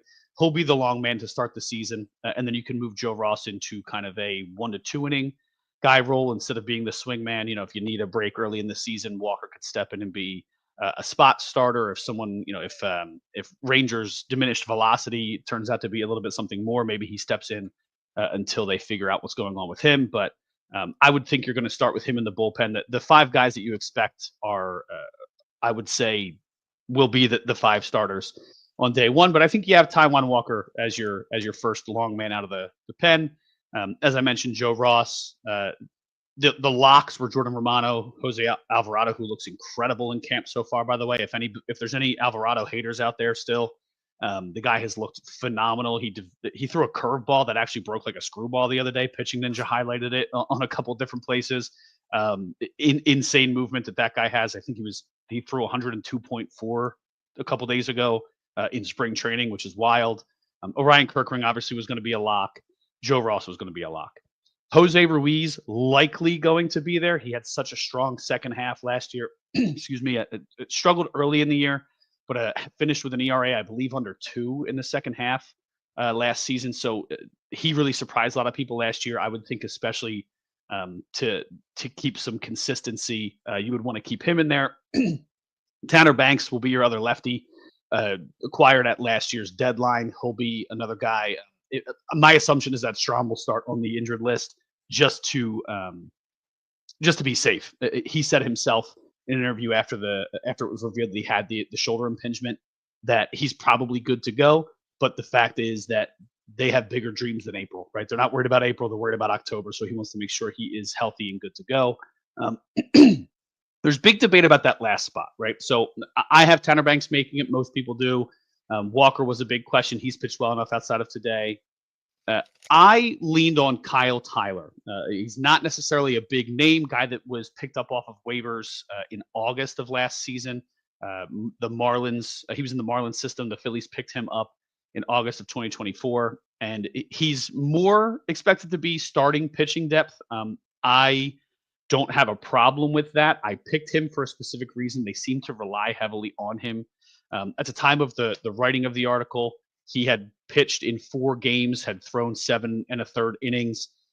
So he had a 0 ERA. He had pitched very well, only allowed 2 earned runs in those 4 outings. If you need another guy, especially if you're worried about saving or preserving some innings early on, he's a guy, if he is long-term starting pitching depth, at least early in the season, he can go a couple innings and save your guys' arms early in the season. So I could see if he wouldn't make the roster, but I picked him for that exact reason. As a starting pitcher, He's a guy who could give you some innings. I really wanted Tyler Phillips to be the guy, the exciting kid, local kid, threw that complete game last year and kind of fell off a cliff after that, after those first 2 starts. I wanted to see what he came into camp with. His numbers have not been great. He is out of options, but I think because his numbers haven't been great, I don't think it's that big of a risk that you lose him, running him through waivers, barring some crazy run of starting pitcher injuries right before the season starts. So that is the big battle was the bullpen, and I'm picking Kyle Tyler. There's a couple other folks who are going in a different direction. There's a few guys like Nabil Krismat is another option that a lot of people have liked. So wouldn't be surprised if it was him, but I went Tyler. And then on the bench, because of the injuries that we've seen, we've done a lot of experimenting. I wrote a piece a little bit ago about the flexibility is the name of the game, versatility rather is the name of the game for the Phillies in the spring. They've tried Buddy Kennedy, who's traditionally an infielder, in the outfield. They've tried Edmundo Sosa in the outfield. Clemens has played a lot of first and outfield. So you have quite a few guys who could spell the outfielders, where they're pretty thin at the moment. For the sake of the piece, but I also think to play it safe because of the options that Rojas has and the fact that he hasn't played the field much, I anticipate him starting in AAA. I don't think he'll stay there long. I think they want him to be on the major league roster, mostly for his defense as the 4th outfielder. But if he hasn't played the field yet, that gives him a chance to get regular at bats. And then you can also a few guys that don't have options in Buddy Kennedy and Cody Clemens, that opens the door for them to make the roster out of the gate. Rob Thompson has said multiple times that he considers Buddy Kennedy to be a major league talent, and they would be worried about losing him through waivers. So I think that's why he makes it. And then Kennedy, funny enough, he's a New Jersey guy. He lives pretty close to Mike Trout. So in the offseason, when they asked him about the potential of taking some outfield reps, he called up Trout. He got a glove, went over to Trout's house, and he worked with Trout on the offseason about initial steps, reading the ball off the bat. So he, not saying that he'll be Trout-esque. We know that Trout is a Gold Glove caliber outfielder when healthy, but it's good to see that he took it very seriously and went running with it right off the bat. So my guess is outside of Marchand, you'll see Sosa, Kennedy, and Clemens day one. Great stuff. Once again, Kyle Fisher for Philly Sports Network. Pick up a Metro today. You can read a little bit more there, or you can just give Kyle a follow at Kyle Fisher 45. Talk to me about big picture here and like what are the expectations as far as who's going to take a step forward this year and what took place in the outfield last year? Could we expect more from Castellanos? Could we expect more from Brandon Marsh? Is Kepler a guy that we're going to be looking at? Will we be surprised by some of the stats after it's all said and done this year by anybody in that starting lineup and specifically in the outfield for you? This is more of a hopeful take than anything, but I think that Brandon Marsh is going to take a step forward this year. They intend to give him a little bit of run. We'll see how it turns out, but they intend to give him a little bit more run against left-handed pitching than they have in the last 2 years. He's averaged about like 27% of his at-bats against lefties. If you see that number jump to like 35%, and he stays consistent, that to me is a really good sign. That means that he's seeing the ball well, hitting the ball well. He's also a guy who traditionally in his career has gotten out to hot starts. So I think with the fact that they're not super deep in the outfield, he's going to be playing a little bit more in the beginning of the year. If he can get hot early and get that confidence built up against left-handers early in the season, that could carry him a little bit longer than it did last year. So I think that he's a guy who you're going to see a more full workload out of by the end of the season. And you're going to look back and say, wow, Brandon Marsh gave us kind of what we thought he might a couple years ago. Even if it's under the radar because he's not the biggest name on the team. And then Kepler, he's actually surprised me a little bit in camp. The pop that he's shown up a little bit bulkier. The big thing for him has always been health. So if he can stay healthy, he's shown flashes when he was with Minnesota. I don't see a reason why he wouldn't be successful here. It's another 1 year kind of prove it guy. And if you want to prove it, this is a good lineup to do it in where you don't have to be the focus of the offense. You can be he'll probably hit 6th to start the season. Behind Castellanos. So he's a guy who doesn't strike out a ton, which is great. This lineup needs people like that. And I think that those two are going to be the surprises. The big names, you kind of need them to be who they are. So there's not much else to say other than maybe Trey uses the field a little bit more. That's the hope, and that's kind of the storyline. The big storyline for the lineup coming in is if Trey's going to lead off, can he use all fields? Can he use his speed to kind of wreak havoc on an opposing pitching staff? Yeah, that's what I look at when I see this roster, and there's a lot to love, right? Oh, yeah. Last year they were a great team. They came up short. We understand. And, if they could just get a little bit more, and of course it comes down to timing. It's all well and good if you're hitting great in May and June and July, but if you can't continue to see the ball and put the ball in play in September, you're going to have trouble. And of course, when the playoffs get around. So we understand that. Big picture, though, let's talk about Zach Wheeler, the number one guy, opening day starter. And for the most part, we do know who will be. Mackenzie Gore is getting the start for the Nationals. So that's your matchup, lefty versus Wheeler, going off to kick off the season between the Phillies and the Nationals here. But Zach Wheeler, number 2 as far as DraftKings Sportsbook is concerned, to win the Cy Young, only behind Paul Skeens. No surprise there. And again, from the number perspective of plus 750, I think it's a decent number. Again, we know what we're going to get with Wheeler. Skeens, let's put him to the side. Is there any world in your mind that Zach Wheeler can improve from last year? And if he does, then I think absolutely we need to have that ticket in our portfolio plus 750. Oh man, improve. It's kind of hard to improve on what that guy Correct. does. That's the tough thing. Consistent and be right in that conversation again. Yeah, without a doubt, he'll be a top 3 Cy Young contender. If you want to say top 5 because a couple other guys surprise us, fine. But I mean, he's due. I hate to be like that with awards because no one earned. You're not given anything. But the guy has proven that he's a top tier starting pitcher across the league ever since coming to Philadelphia. I think it's a safe bet. Sprinkle something on it. I don't know if I would go bet the mortgage on it, but it's I think that. Barring, Skeens hasn't pitched this much. He hasn't had this wide of a workload. So if he's going to pitch all season and pitch like he did last year, then there's no question that he's going to be the guy. But we have a lot of young people coming up. Yamamoto, a full season. Justin Steele could replicate what he did last year and complicate things. Strider's coming back, and he's going to be a man on a mission. Oh, we're going to get to the Braves in just a second. But yeah, I think that he's a guy who's we know what we're going to get from him. We know what we're going to get from Aaron Nola. Those two guys are studs. They're consistent. And then Wheeler just, not to knock Nola at all, but if Nola's consistently here, Wheeler takes a step up and really is a difference maker for a lineup. He's in the Garrett Cole elk of he's a stopper. If your team's on a skid, you want that guy on the mound to shut the other team down and get you back in the win column. So I think it's a safe bet to say that he'll be in that conversation. Win it, obviously, that's tough to predict, but I predicted him finishing top 3 in a discussion earlier this week. So yeah, it's hard to argue. And again, it's just looking for some value, some plays there to fire on. Paul Skeens last year in his rookie season, 11-3, 1.96 ERA, but the big one that got everybody's attention, 170 strikeouts and 133 innings, only 23 starts. Pretty incredible numbers from that kid. And I thought it was funny. I don't know if you were on Twitter or saw the memes about after the Pirates told him that he was starting opening day. So stupid. Because it's like, of course he is. Who else would do it, right? Like I saw somebody say this is like telling LeBron that he's in the starting lineup tonight. Yeah. Like, of course he is.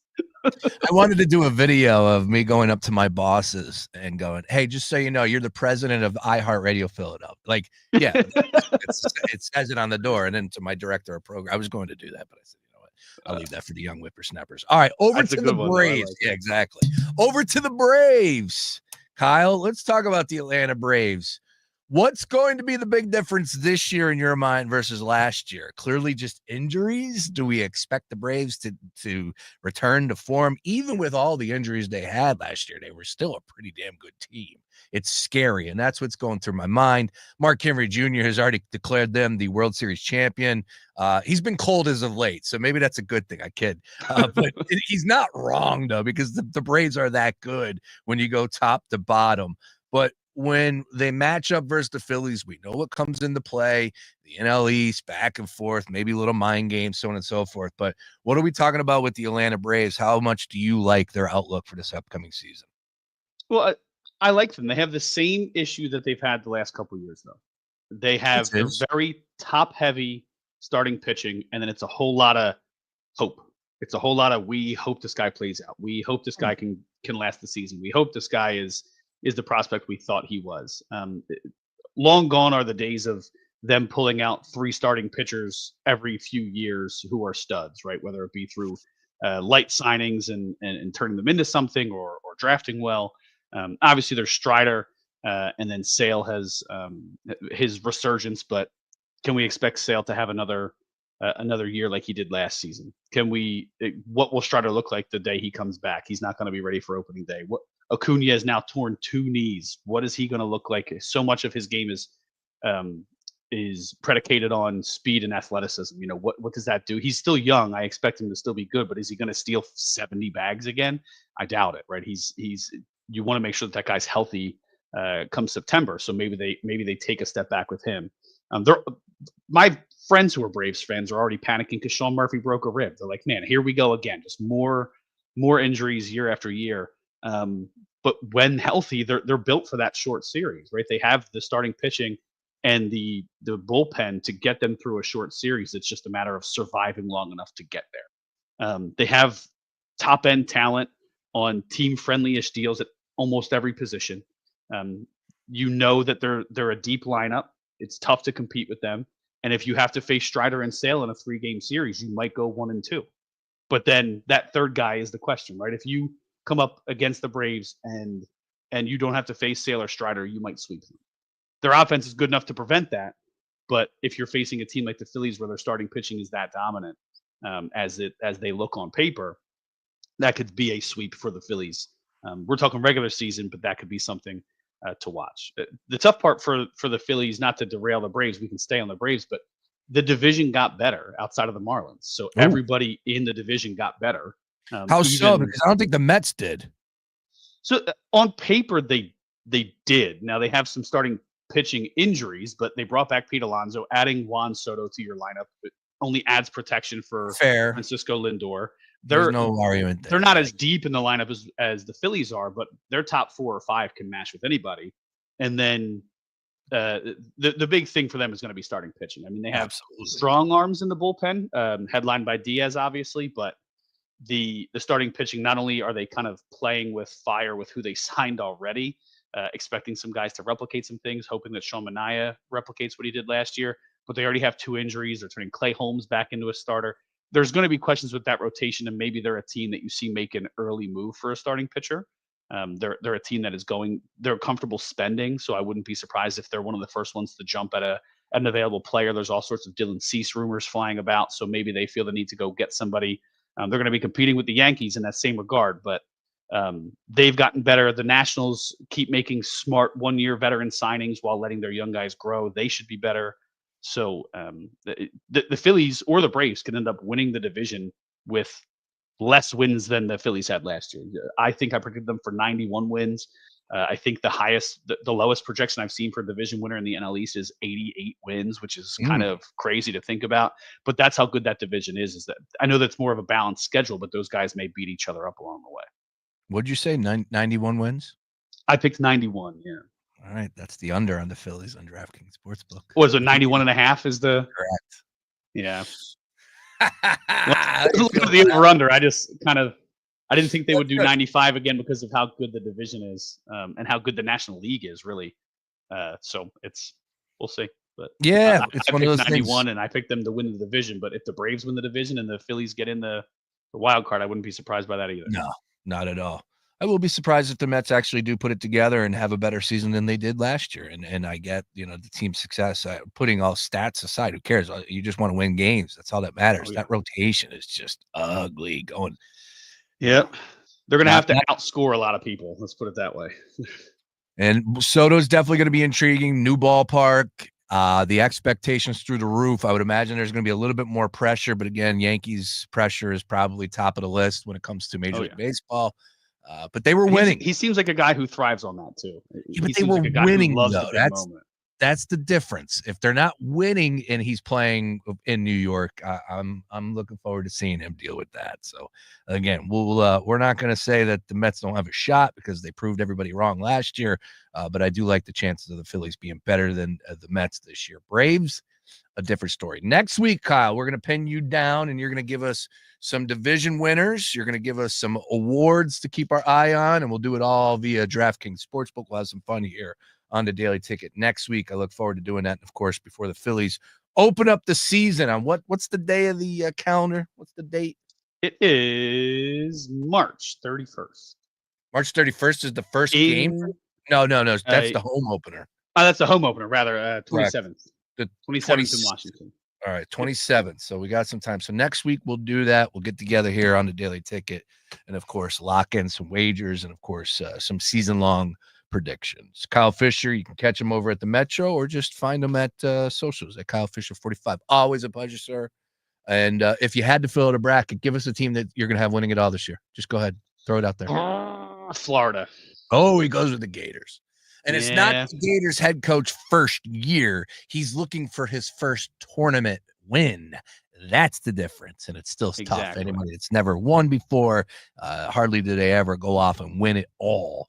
Kevin Ollie was the only one to ever do that. I misspoke earlier. I'm like, wait a minute. He's been through the fire because he had some nonsense happen as far as with co-eds down there. Yeah.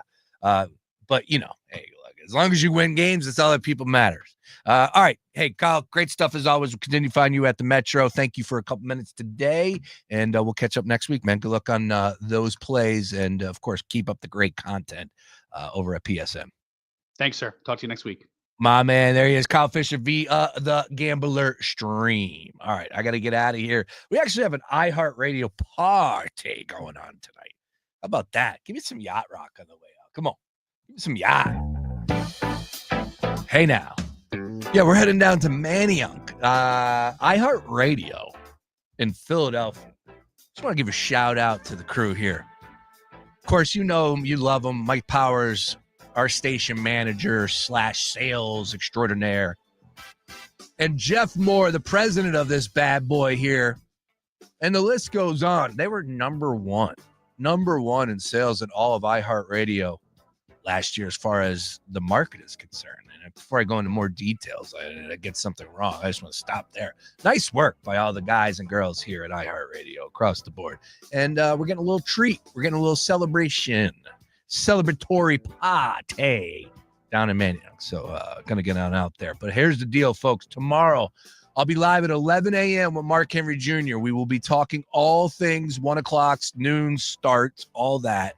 And then at 3 o'clock right here on the Daily Ticket, you will get the 6 p.m.s and beyond. That's how we're going to do it over the next 2 days. We're going to be live at 11 and 3 p.m.